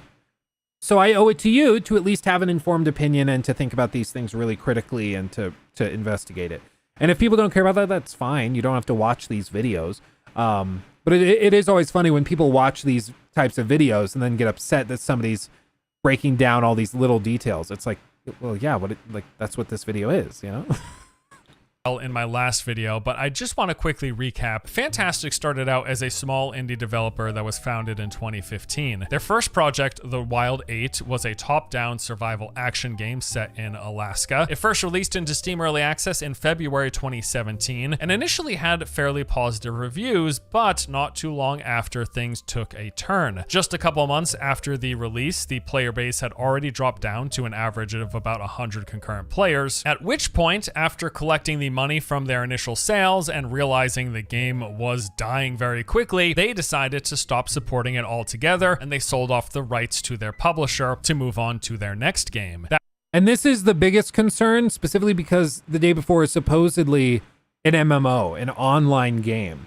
And they have a history of abandoning their games, their multiplayer games, within months of launch. The moment player numbers drop, they walk away. So it's not something you want to put tons of time into if you are anticipating them just abandoning it. And they've shown repeatedly that's pretty much all they know how to do. That was Dead Dozen, a first-person multiplayer horror game, their second Steam Early Access title. It launched in March 2018. Note that this is just 1 year after the early access release of their prior game. Not a lot of time to make a good game. Well, it wasn't a good game. Dead Dozen was an immediate flop, getting entirely negative reviews for being full of bugs, having poor performance, constant crashes, and just not really being good at all. The player count peaked on launch day at 81 concurrent and then dropped down to 14 just a week later. 3 months later, they posted that they would be ending further support and development of the game, abandoning the I just wonder, like, where's the money coming from, you know? Like, if they're only getting 80 copies sold on launch day and then the game's abandoned, where's the money coming from? You know, like, I do not understand. Like, is it just a team of 4 people? Is it a team of, like, does anybody know how big this team is? Like, yeah, from their app, maybe? Yeah, maybe. Sell player data, all 80 players. I don't think you're getting much from that. Independently wealthy devs, maybe. Like that, the guy that was making Abandoned, Hassan, apparently he is like independently wealthy, so that's part of the reason they can justify doing all this stuff. But it's weird. Like, the money has to come from somewhere, and apparently there's enough that they can continue to do this. Crowdsource? I don't think they've said they crowdsource anything. Tax credits? I don't think so. Because they'd have to have a history to get tax credits, and then we'd know about them. So, I don't know. Crack? That's probably it. Yeah. Title, but still leaving it up on Steam, where it remained available for purchase for another couple of years. On to the next thing. 1 month after halting development of Dead Dozen, they released The Radiant One, a story-driven adventure game for phones, which according to reviews is 20 to 30 minutes long. I am no phone game connoisseur. I'm going to say that's a pretty small game. And then finally, we arrive at their most recent title, Prop Night. This was actually first revealed during a live stream event for the day before. Is a game that combines elements of Prop Hunt and Dead by Daylight. It's basically a mashup of those two. The game did see some early success, but it does seem to have fallen off. Massive drops in the players, and the game is sitting at... So maybe the money came from that. Because 9,500-ish Steam reviews, it probably sold like 50 to 100,000 copies. That's a good chunk of change, so that could be it. About a 60% rating on Steam, which puts it at a mixed review score, with most of the complaints stemming around bugs, balance, the low player count, and lack of support. To their credit, however, unlike their prior 2 Steam releases, they do not appear to have fully abandoned this game, at least not as of yet. All of this is to say, this developer just does not have a good history. They've released small-scale games, many of which have been relatively bad, half of which they have straight up abandoned. Honestly, the only... And this is important because the best indicator of future performance with anything is past performance. Best indicator of future behavior is past behavior. So when we, like, for Hogwarts Legacy, when we looked at the history of the developer and we said, hey, the last game these guys made was Cars 3, Drive to Win. That's important because the last game they worked on was tiny and in small scope. Like it was nothing the scale of what they're doing now. So that's important to note. But, you know, for some people, they're going to say that we're just, again, nitpicking because they don't want to hear it. The only reason I think they haven't yet abandoned Prop Night is because they have the spotlight of the day before currently on them as a studio. I brought this up in the last video as well, and I saw a lot of comments of, well, what do you expect them to do? If they've got 14 players, for example, in the Dead Dozen, are they gonna, you expect them to support it for years? No, but I don't expect them to abandon games after just a couple of months. That's the promise of Steam Early Access, is that you're releasing a game that's unfinished and you're gonna finish it and then fully release it. They haven't done that for any of their games. They just straight up abandon as soon as the player count drops. And that, if nothing else, is foreboding and not a good sign. If the day before comes out and it has any major issues or any big drops in player count, we just need to, I guess, at least have the expectation that if the day before comes out and it isn't a smash hit or it dies fairly quickly, your money's probably going down the drain because they are probably going to abandon it. They have a history of abandoning it. This is just the developer's track record. That's all it is. So yeah, to put it simply, they don't have a good history of A, releasing a good game, of B, supporting their released games post-launch, and if I were to add a C, I just want to point out that everything that they've made so far has been very small in scope and scale of the game, of the play space, of everything. They're just small games. So for them to all of a sudden be working on what they are calling an open world survival MMO, it just seems like such a far stretch from what they've done up until this point that it doesn't leave me very confident that they can or will actually do it. Well, we'll be finding out sometime soon, because as of now, the day before is still on track to release on March 1st, 2023, which, unless they announce yet another delay, I expect it will actually happen. I think that so much of this game looks bad, but my guess is yes, they will release it, and it probably will be a total disaster. Really, we've yet to see any actual gameplay as far as I'm concerned. Everything they've showcased, I am convinced, is scripted to one degree or another, whether it's scripting the things that happen as the player moves or whether or not it just hasn't actually been a player moving. I think there's a real solid chance that all of that has been fake up until this point in an effort to hide any issues that exist while the game is actually being played. It is good to have a healthy bit of skepticism towards anything that is being advertised or marketed towards you. Preach! This is true for any game that is not yet released. Although I generally am excited about games and like looking forward to games, I fully acknowledge that they're showing us the best they have to offer when they are showing games early. Knowing that, a bit concerning that this is the best they have to offer, and even that on display has some serious issues when you pay close attention. You dive into this studio's history on top of that, some of the strange things where they're using the hype of the day before to market and announce Prop Night, to market and announce an app that they have. All of this stuff just comes together to add more and more and more layers that have me thinking, no, not that the day before is a scam, not that it's fake, not that it's not going to release. They're not selling anything yet. I do think it's going to release, but expect it to be a mess, a total mess, possibly unplayable garbage. And if it is, expect that there's a decent chance, as their history has proven, that they will shortly thereafter abandon the game. We are now currently under 2 months away from the March 1st release, and I cannot wait to see how this all turns out. Thank you guys so much for watching. Hope you enjoyed the video. Yeah, that's the vibe I have. I think the game's real. I think we probably see something with it, but every bit of it is just screaming fishy. And in the past, when I've had that gut reaction, usually it ends up being accurate. And so I would guess this is going to be something kind of similar. It launches buggy and broken, people freak out, swear off of it, don't want to touch it, and then they probably bury it, I would assume. So yeah. Also, this guy made a video on the amazing new Star Wars game. Sounds amazing. I wonder if he was skeptical of that too, or if he was just hyping that up, because that went viral and that pissed me off. Yeah. Oh, the ultimate preview. This guy, oh, not Legacy Gaming. I was thinking of Podcast Now. We reacted to one of his videos, and Podcast Now, he actually reached out to me in a Twitter DM. I don't know if somebody went over to his place and like said something to him, or if his audience was like kind of negative about his video reacting to my video. I don't know. But whatever it was, he reached out to me and was like, I just want to make sure everything's cool. I saw you did a reaction. I haven't watched it yet. I was like, yeah, I did. I mean, maybe watch it. Yeah, don't worry. We won't react to another another video. Don't worry. But it was just like, it's like, why are you reaching out? Like, what is the thing? You know, what made you reach out? You know, I just found it interesting, and I don't know.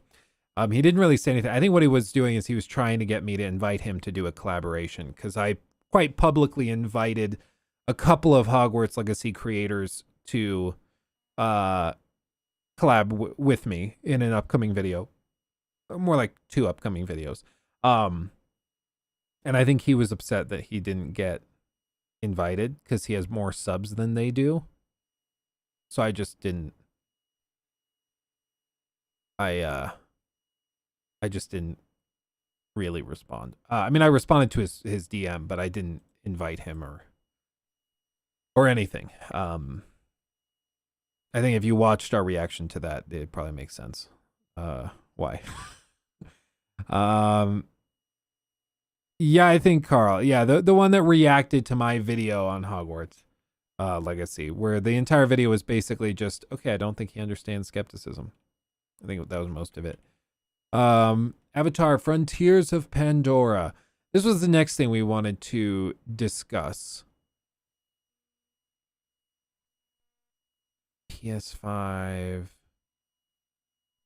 738 extended trailer.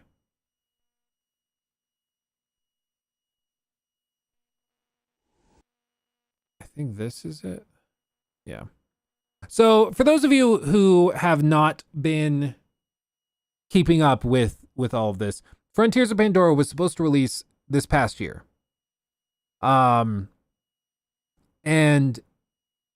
it just, I mean, it was delayed into the ground, and it pushed out to this year. So now it looks like it's probably going to come later this year, delayed probably almost a full year if we're being real. And in terms of what this game is supposed to be, it's supposed to be, for one, a first-person open world like adventure game, action game. It sounds basically like Avatar mixed with Far Cry is what it sounds like. What I will say is that the next gen version of Ubisoft's engine does look amazing, so I will give them credit for that. They've already stressed, and I don't think it's unintentional. They've said repeatedly that Assassin's Creed Mirage is coming and is being built in the Valhalla engine because it was originally a DLC for that. And I think that's their way of saying, don't get mad at us when it doesn't look truly next gen compared to Avatar. And who knows, maybe that also is one of the reasons that they decided to delay Avatar, because they didn't want to make Mirage look so crappy in comparison. Because Avatar is running in the next gen version of the Ubisoft engine that's been in the works for like 5, 6, 7 years. This engine has been receiving overhauls and has been really, really getting pushed.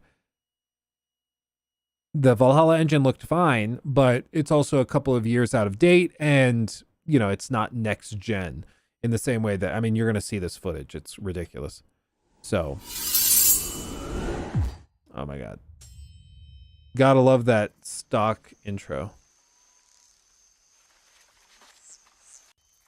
Game footage powered by Snowdrop. So this is in-engine, but not like in-game or anything. So, take it with a grain of salt.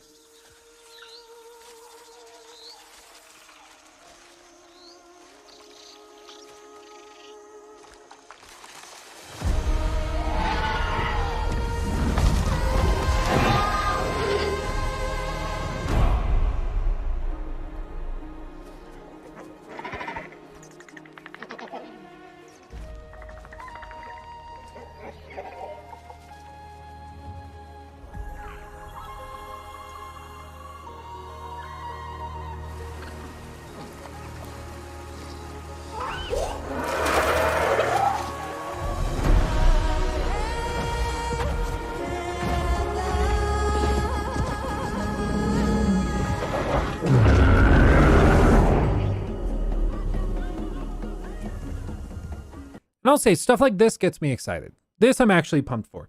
Ubisoft, I've, always given them credit because they are capable of making pretty vast and impressive worlds. The problem is they don't really know how to populate them interestingly. The one time they did it relatively well, I think, was probably Assassin's Creed Odyssey, but then they pulled a 180 and totally blew it with Valhalla. So it made me think that that's more of an accident than that they really knew what they were doing. But that being said, all of this gets me pretty excited. Like they've done their homework on the franchise and the artwork and everything, and it looks good. Ubisoft also really needs a smash hit. Last huge game they had was probably... the last huge game was honestly probably Assassin's Creed Valhalla in 2020. They also had like Far Cry 6. I don't think that did amazingly well. So there's a lot of stuff. But while they normally rush their games, Hasham, apparently like this one they've had in the works for a long time. And they've been taking their time. Like I said, the last Assassin's Creed game was 2020. So... they've been taking extra time since then to really work things out. Sure, they've been doing expansions and DLCs in the meantime, but apparently that's because they're working on engine overhauls and kind of really giving the teams time to pre-produce and to come up with original ideas that are going to make these games really pop, right? So I'm open to being impressed, but certainly like just this look doesn't do much.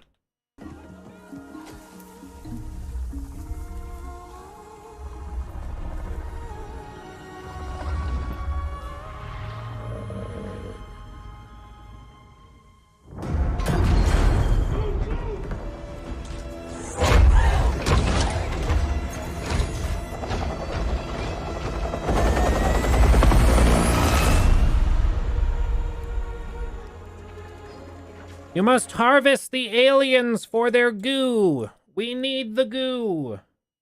Hurry up and get the goo so that we may harvest. I really am not that impressed with the narrative of the Avatar films. And I guess by association, the games. I just don't think that they're like narratively that interesting. I thought like Avatar 1 was like, okay, like it's basically running with wolves, but... running with Smurfs. I didn't get it. Like, I don't know. But then again, I don't think people are seeing the Avatar films for the narratives. It seems like most of what you're going for is like the cinematic experience, right? You know? Unobtainium is a rock, you uncultured swine. Oh dang, Titanic. Oh, it's always Titanic time. Yeah, I've got this portion built, but I've got to finish this, which is going to go on top and be the deck. That's the word I was looking for, the deck. Earlier, I was like, I could not think of the word deck. I said like the porch. I said like the patio. I couldn't think of what. Damn. Okay. Anyway. Surely third person. Nope. This is first person. First person.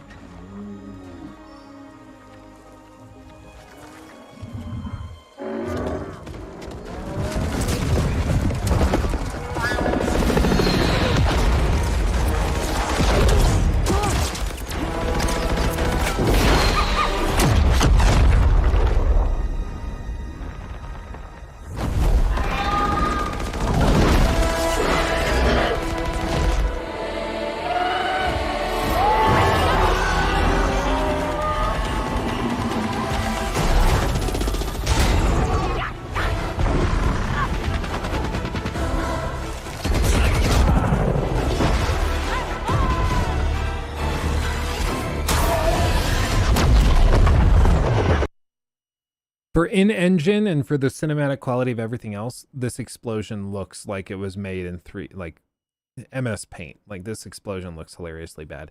They also ruined the fire with Valhalla. I don't know what they did, but the fire effects have looked like ass for like 3-4 years, and I don't know why. It's just horrible. Like they totally broke it. It used to look, I think it looked good in Origins. I remember the fire looking okay. Odyssey, it looked fine. But Valhalla, fire looked horrible. It's terrible. There were explosives on the arrow. I don't know if you saw that, but there were explosives tied to it.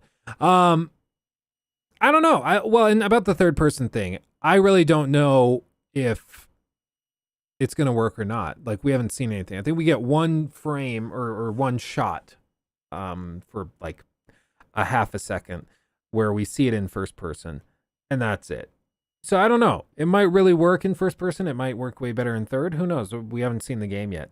But this is something I've noticed Ubisoft's trend is right now. They're not showing games very far in advance, which is also very strange. I think what it is they're trying to avoid over-promising and under-delivering. And so with this being like a console generation time window shift, where like the games we see this year from Ubisoft are the first games built for the next generation exclusively. Almost everything else they've done has been cross-gen. And even some of the stuff that they're going to be coming out with this year is cross-gen. But like Avatar is the first game, as far as I'm aware, that's going to be entirely next-gen or current-gen focused. So they're probably trying to really crank it, like while also avoiding the problems of Assassin's Creed Unity. So it's going to be really interesting how they crank it and when they decide to show gameplay. Because I bet you good money, whatever they end up showing is what the game's going to look like.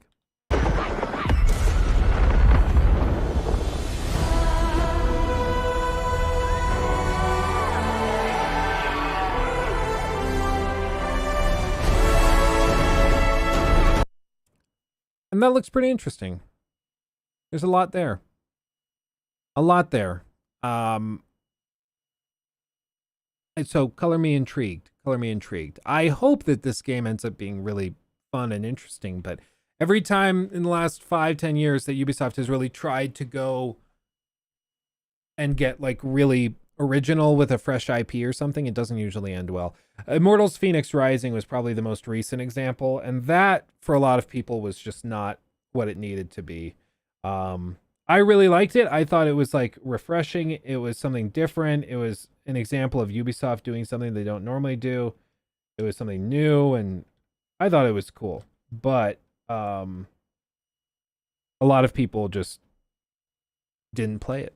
And so now the game is like regularly free on Ubisoft Plus, and they just don't even touch it.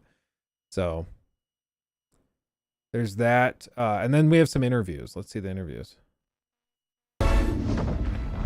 The world of Avatar that James Cameron and his team at Lightstone brought to life is epic in so many ways. It's brimming with life, it's bioluminescent at night, and it's majestic in scale as it is rich in details.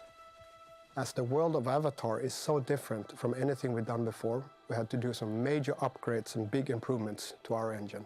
In the past, Snowdrop allowed us to build amazing cities, but to capture the natural beauty of Pandora, we needed to push Snowdrop even further.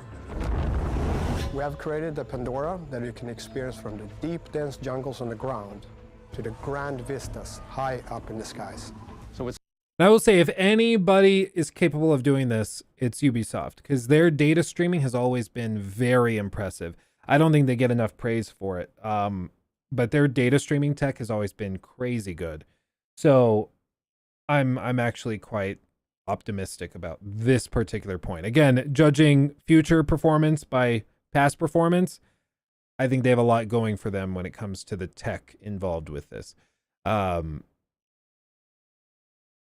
He mentions the Snowdrop engine allowed them to make great cities. I would agree. I'm a little bummed that they just kind of totally forgot to do that for the last like 2 Assassin's Creed games, but whatever. Snowdrop, using the microdetail system, we can propagate thousands of assets in one frame. This allows us to have a lot more highly detailed environment for Pandora.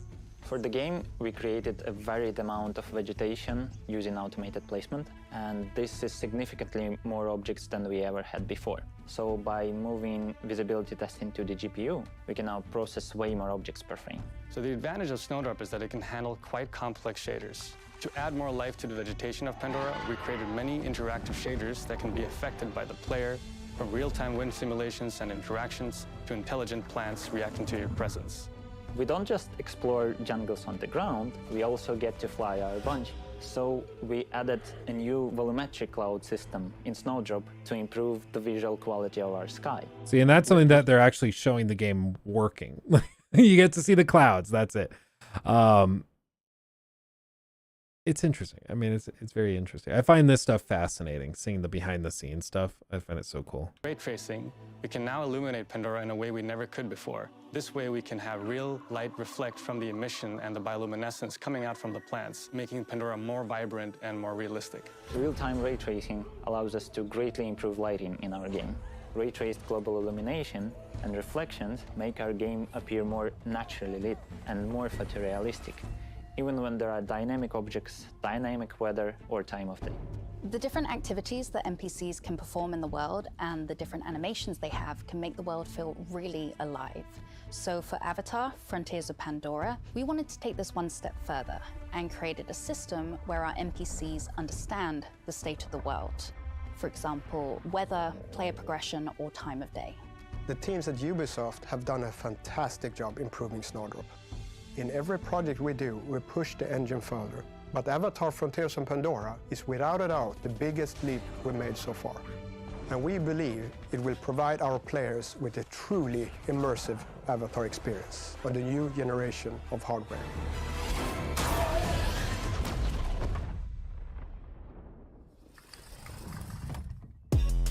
Yeah, I just need them to like fix that fire, the explosions, because it looks terrible. I hate to be that guy, but come on. Come on. It looks horrible. It looks dreadful. I don't know that one. Alexa, I'm not talking to you. Sorry. I thought I heard my name. You should be. Anyway, so that's that. Optimistic. I'm pleasantly optimistic. Cautiously optimistic. Let's see what else was on our docket. What else was on our docket? Got to close down these. A bunch of random tabs open. Let's see.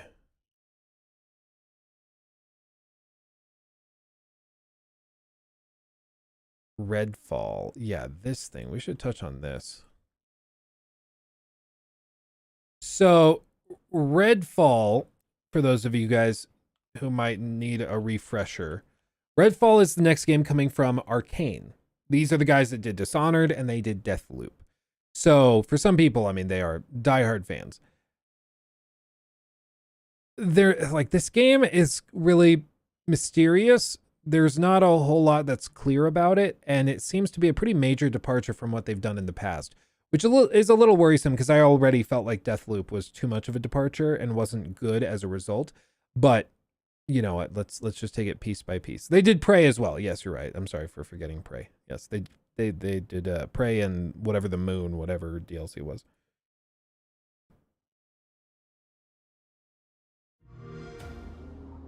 There we go. Arcane Austin. Rumor has it something's off at the church. There's blood in the baptismal font, and pastor's gone missing. And my genius plan was to investigate it. So we're going to go through this real quick, and then we're going to talk about what we found out like yesterday or the day before about what they're saying this game aims to be. Because I want you to watch this and listen to this and try to figure out what this game is supposed to be. Like, what would you compare it to? What the systems are supposed to be? You know, try to figure out what this is, what the vision for this is. Alone.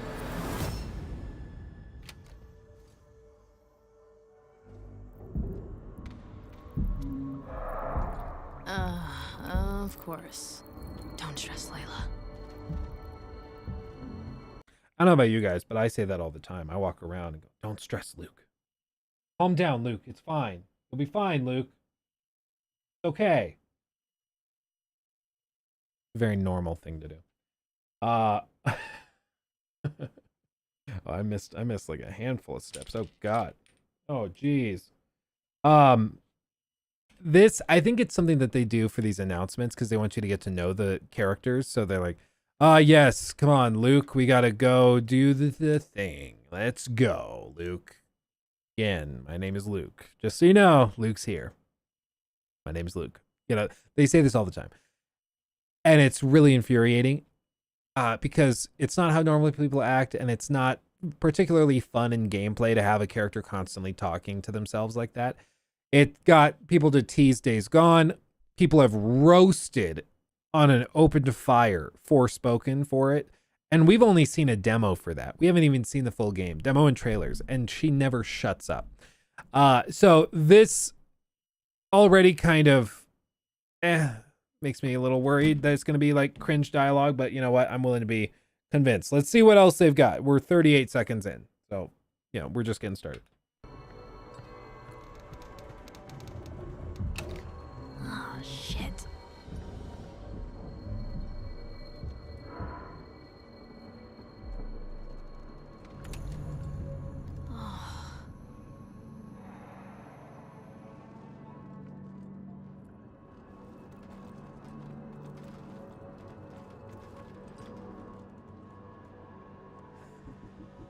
What was that?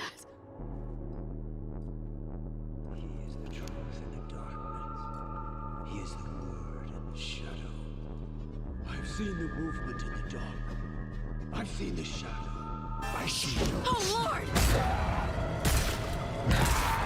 I'll bite out your heart. Oh, God, oh, God, oh, God, oh, God.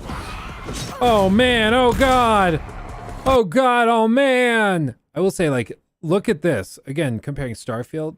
You see this muzzle flash versus a picture, little PNG that pops up.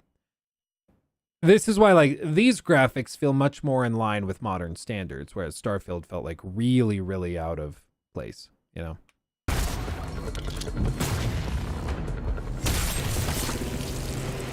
Oh, shit, there's more! Gotcha!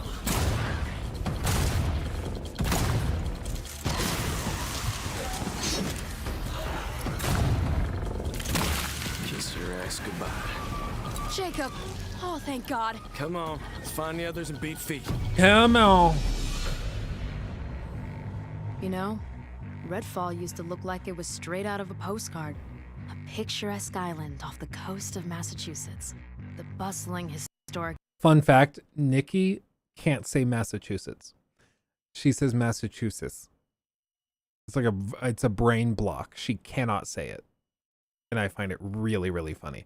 You like spell it out. That's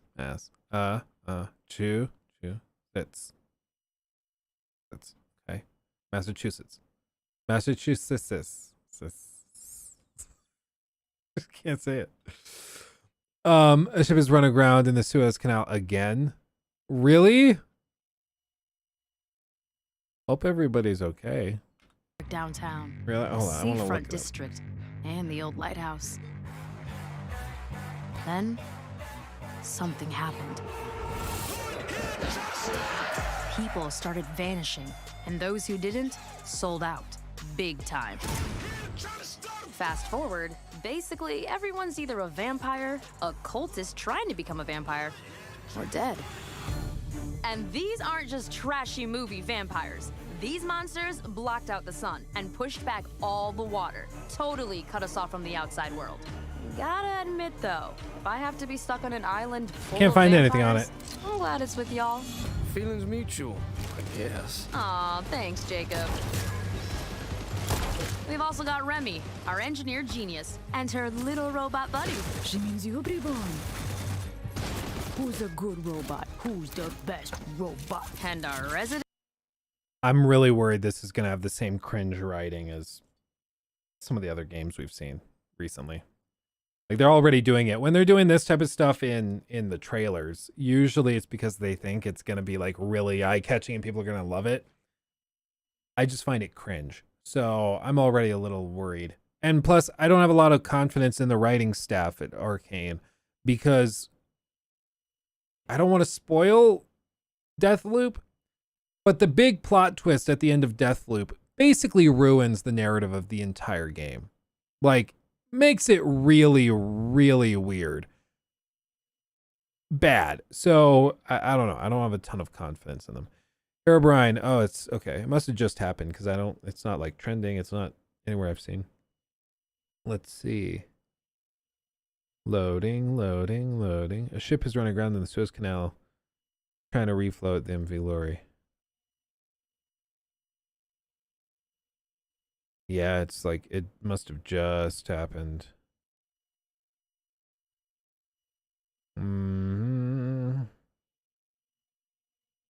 Carrying grain from Ukraine to China. Hopefully they get it out of the way quick. An expert on all things creepy. I prefer the term cryptozoologist, but to each their own. Last but not least, yours truly. I have these weird powers.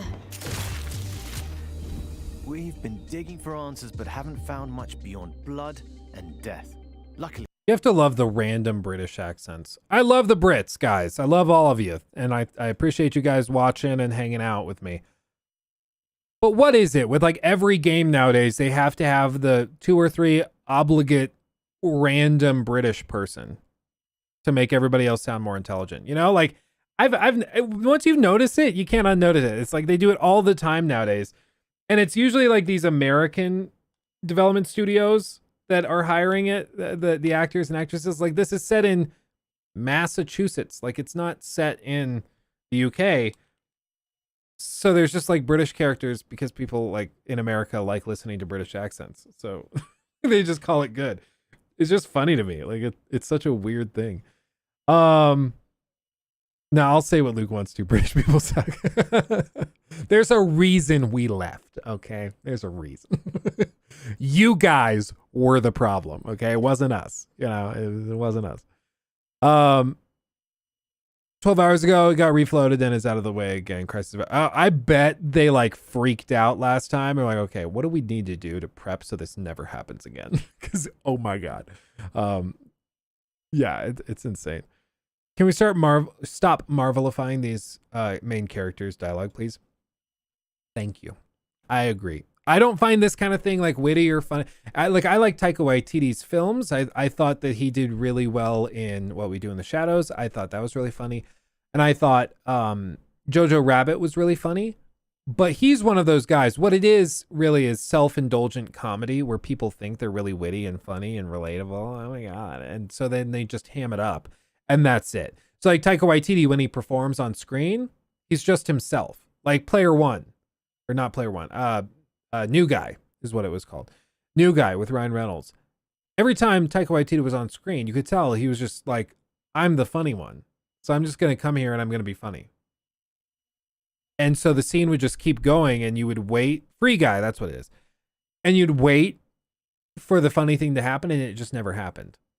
Same with like Chris Pratt. They just put Chris Pratt on screen and The Rock and they just expect that that's going to make the movie good. And it's like, no, there's got to be good writing. You can't just will a character into popularity. And with this stuff, like the meta right now is just to have characters who are like, oh my God, so quirky, and comment on stuff while also not taking it super seriously. And I just find that cringe. the vampires and their sycophants aren't discreet about where they like to nest. I'd bet the answers we need are inside those tourist traps turned fortresses. Spotted some bloodsuckers in their fan club near the festival grounds. Let's start there. Ghosting out.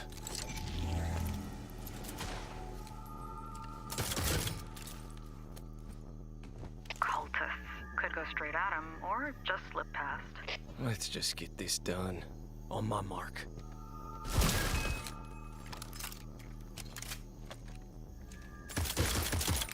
Oh shit, blood bag! They know we're here. Look alive! This one is mine. Going up. Seriously, are people like allergic to aiming down sights? What is this? Like first Starfield and now this game, nobody can aim down sights. Everybody has to hip fire.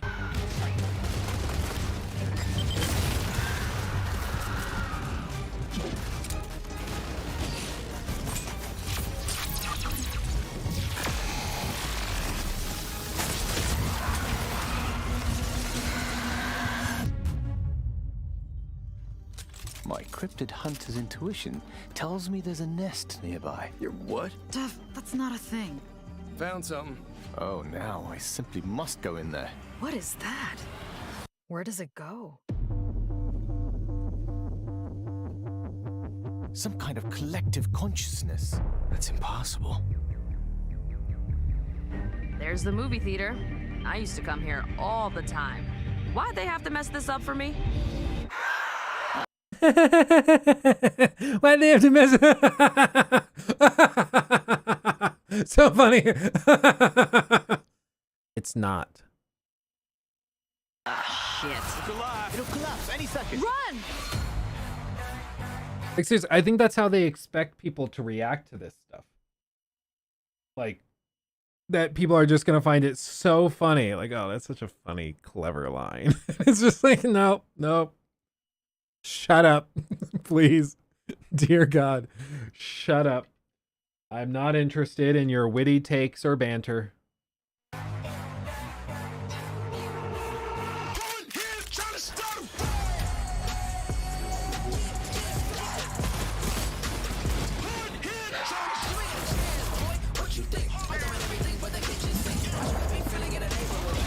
The grannies wanna sip they tea. Ain't too cold, I'm parching in. All ugly like a brown fur cardigan. We can skip that monologue and an argument. I'm like,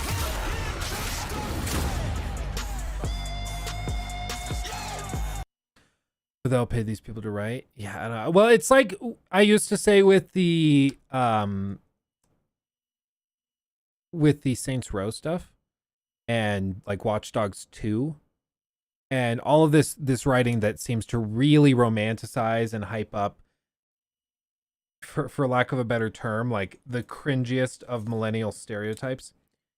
And then I realized I had an epiphany, or as my friend Caleb sometimes calls it, I had an apothecary.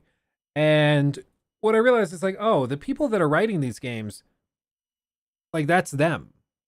They got out of college, they dress and talk like that. And so when they're writing these characters, they think that's relatable. Because who else is going into like and getting writing degrees and creative writing degrees anymore? It's mostly people who dress and act like that. So I think that they honestly are kind of blindsided when the game comes out and people roast them for the cringe writing and being not relatable. Because they really do think that it's going to be relatable. They think like, no, this is how people act. This is how they talk. What do you mean this isn't relatable? Like most of these lines came from fun little inside jokes we had in the writer's room, funny stuff that happened. I really do think that's what it is. Because all of these games share the like similar writing staff that come from the same like colleges and universities and stuff. And I do not think it's a coincidence that all of the writing kind of ends up being the same thing, you know, across the board. I don't relate to it and I'm a millennial. Well, that's the thing. Like, it's a very particular type of person who goes to school to write this kind of stuff. And those types of people are also like, in a lot of cases, they're not the target audience. The target audience tend to be people like you and me. I don't know exactly who you are if you're watching this, you know, what your particular backstory is. But most people don't talk like that, don't act like that. And so it's not relatable. Like, I think that's why people connected with Arthur Morgan so much in Red Dead, because he was just a guy. Like, he didn't have anything really particularly special about him. His unique characteristics is that he was like very loyal and actually loyal to a fault. And he was somebody who was trying to figure out what was best for the people he cared about. And he has to come to terms with his own mortality, something we all can relate to as we grow older. And all of this at the same time, like, he's navigating and exploring a world that's beautiful and interesting. So he writes down his stories and draws the pictures of the things he finds. And it's very, very relatable because it's a human story. None of this stuff is human. This stuff is all like weird hipster nonsense, alien garbage. And so of course we don't find it relatable. But that's why, like, I truly think I heard in an interview somebody said they worked like the writing. I think they were like one of the lead producers or something on Saints Row, and they were legitimately blindsided by the reception of the writing, because they seriously thought that that was like quirky and fun and relatable to the younger generation. They're like, we get the bugs and the concerns over performance, but the complaints over the writing, we really are struggling to figure out what that's a reference to. They were actually blindsided that people didn't find that stuff funny or quirky or something they'd want to deal with for hours and hours on end. And so sometimes when somebody tells you that they just don't get why this is cringy, if they say it enough times, you should just start to believe them. They don't get it because it's not cringy to them, you know? Lead Redfall writers are older folks, are both older folks. It's a script by committee. Get this out of my highlighter thing keeps sitting in the way. Young people know this doesn't hit.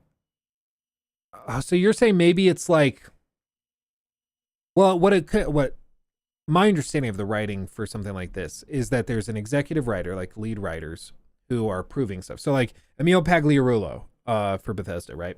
So like he's one of the head honchos, and then he's supervising all of this stuff to make sure that it fits with the general themes based on his conversations with Todd Howard and all this.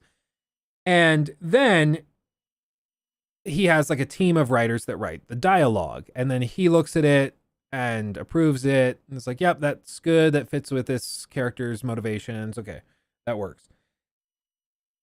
What this screams to me, and it's why I really don't like the Tom Holland Spider-Man movies, it screams old man trying to relate to the young people. Like that's all I can really see in a lot of these games writing, where it just feels like it's a 60-year-old man or a 50-year-old man trying to figure out what's relatable to the young, hip kids. And so he brings on a bunch of hipster writers to write this stuff, and then is baffled when it's not relatable. This is Nikki real quick, so I'll just go on a BRB screen while I take this. I'll be right back.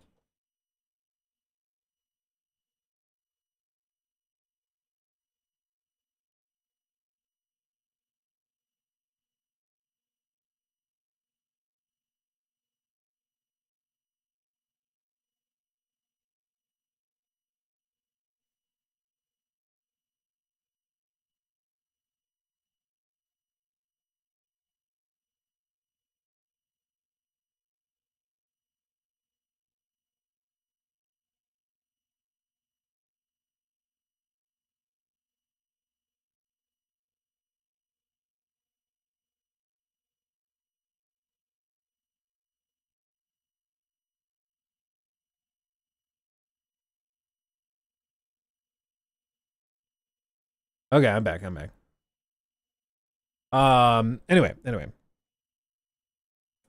Yeah, it was, I have to go up and help Nikki carry a box in because there's a big box that's just sitting there.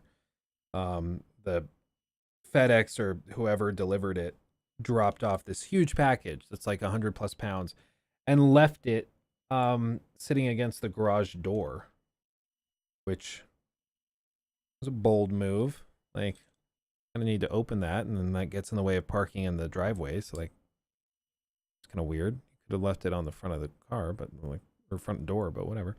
I feel like it's closer to a 40-year-old trying to be relatable. Yeah, I really don't know. The whole thing is just weird. This there, okay. Black bar. Hand sore yet? I'm actually feeling pretty good. I'd still have like 3 bags to go until this first booklet or this first chunk is done. I think there's 10 to 11 bags in this first box. So we have a good ways to go before we finish even this first step. So we are slowly getting there. Emphasis on slowly. It's just freaking massive. This thing is just... And I'm so used to hearing that all the time, you know? I mean, it's something I've heard my whole life. Like, Luke, it's too huge. It's too big. So I'm used to it. You know? I'm very used to it. Lego brick. Oh, absolutely. YG. Absolutely. Right on the heel is the worst though. Nothing hurts like a sharp, brand new Lego piece right on the heel. If hell exists, that's all it is. It's just a bed of Legos, new Legos that you are forced to walk over for all of eternity. And that's it. I can't think of anything worse, frankly. I think that would be the worst thing ever. But we are almost there. I like the new Spider-Man movies, and I'm 23. I thought they were fun as like popcorn flicks. There's very little substance there. It's way better than the Andrew Garfield ones for sure. Andrew Garfield is just like, I don't think it's all his fault. I think a lot of it was writing, but I think he was instructed to play it very like just this like carefree, careless, I don't care, I'm Spider-Man, whatever. And I just don't find that interesting. I don't find it relatable. I just don't like it. So I tend to shut down. It's one of the reasons I loved the Peter Parker from the early 2000s, Tobey Maguire. I thought he was great because he was just a normal, humble guy who was just trying to figure out how to handle being Spider-Man. And that was somewhat relatable because it was like, yeah, I don't know how you would handle that either. That's a very weird thing and weird situation to be found in. And so it was interesting. It was a good way of taking it. But yeah, it was just I don't really like where they've taken it. Sony's really good at a lot of things, but Sony is horrible at knowing when a script is good and when it's bad. They just don't know. And so they greenlight horrible movies regularly, put it out, and then they're shocked when it's not received well.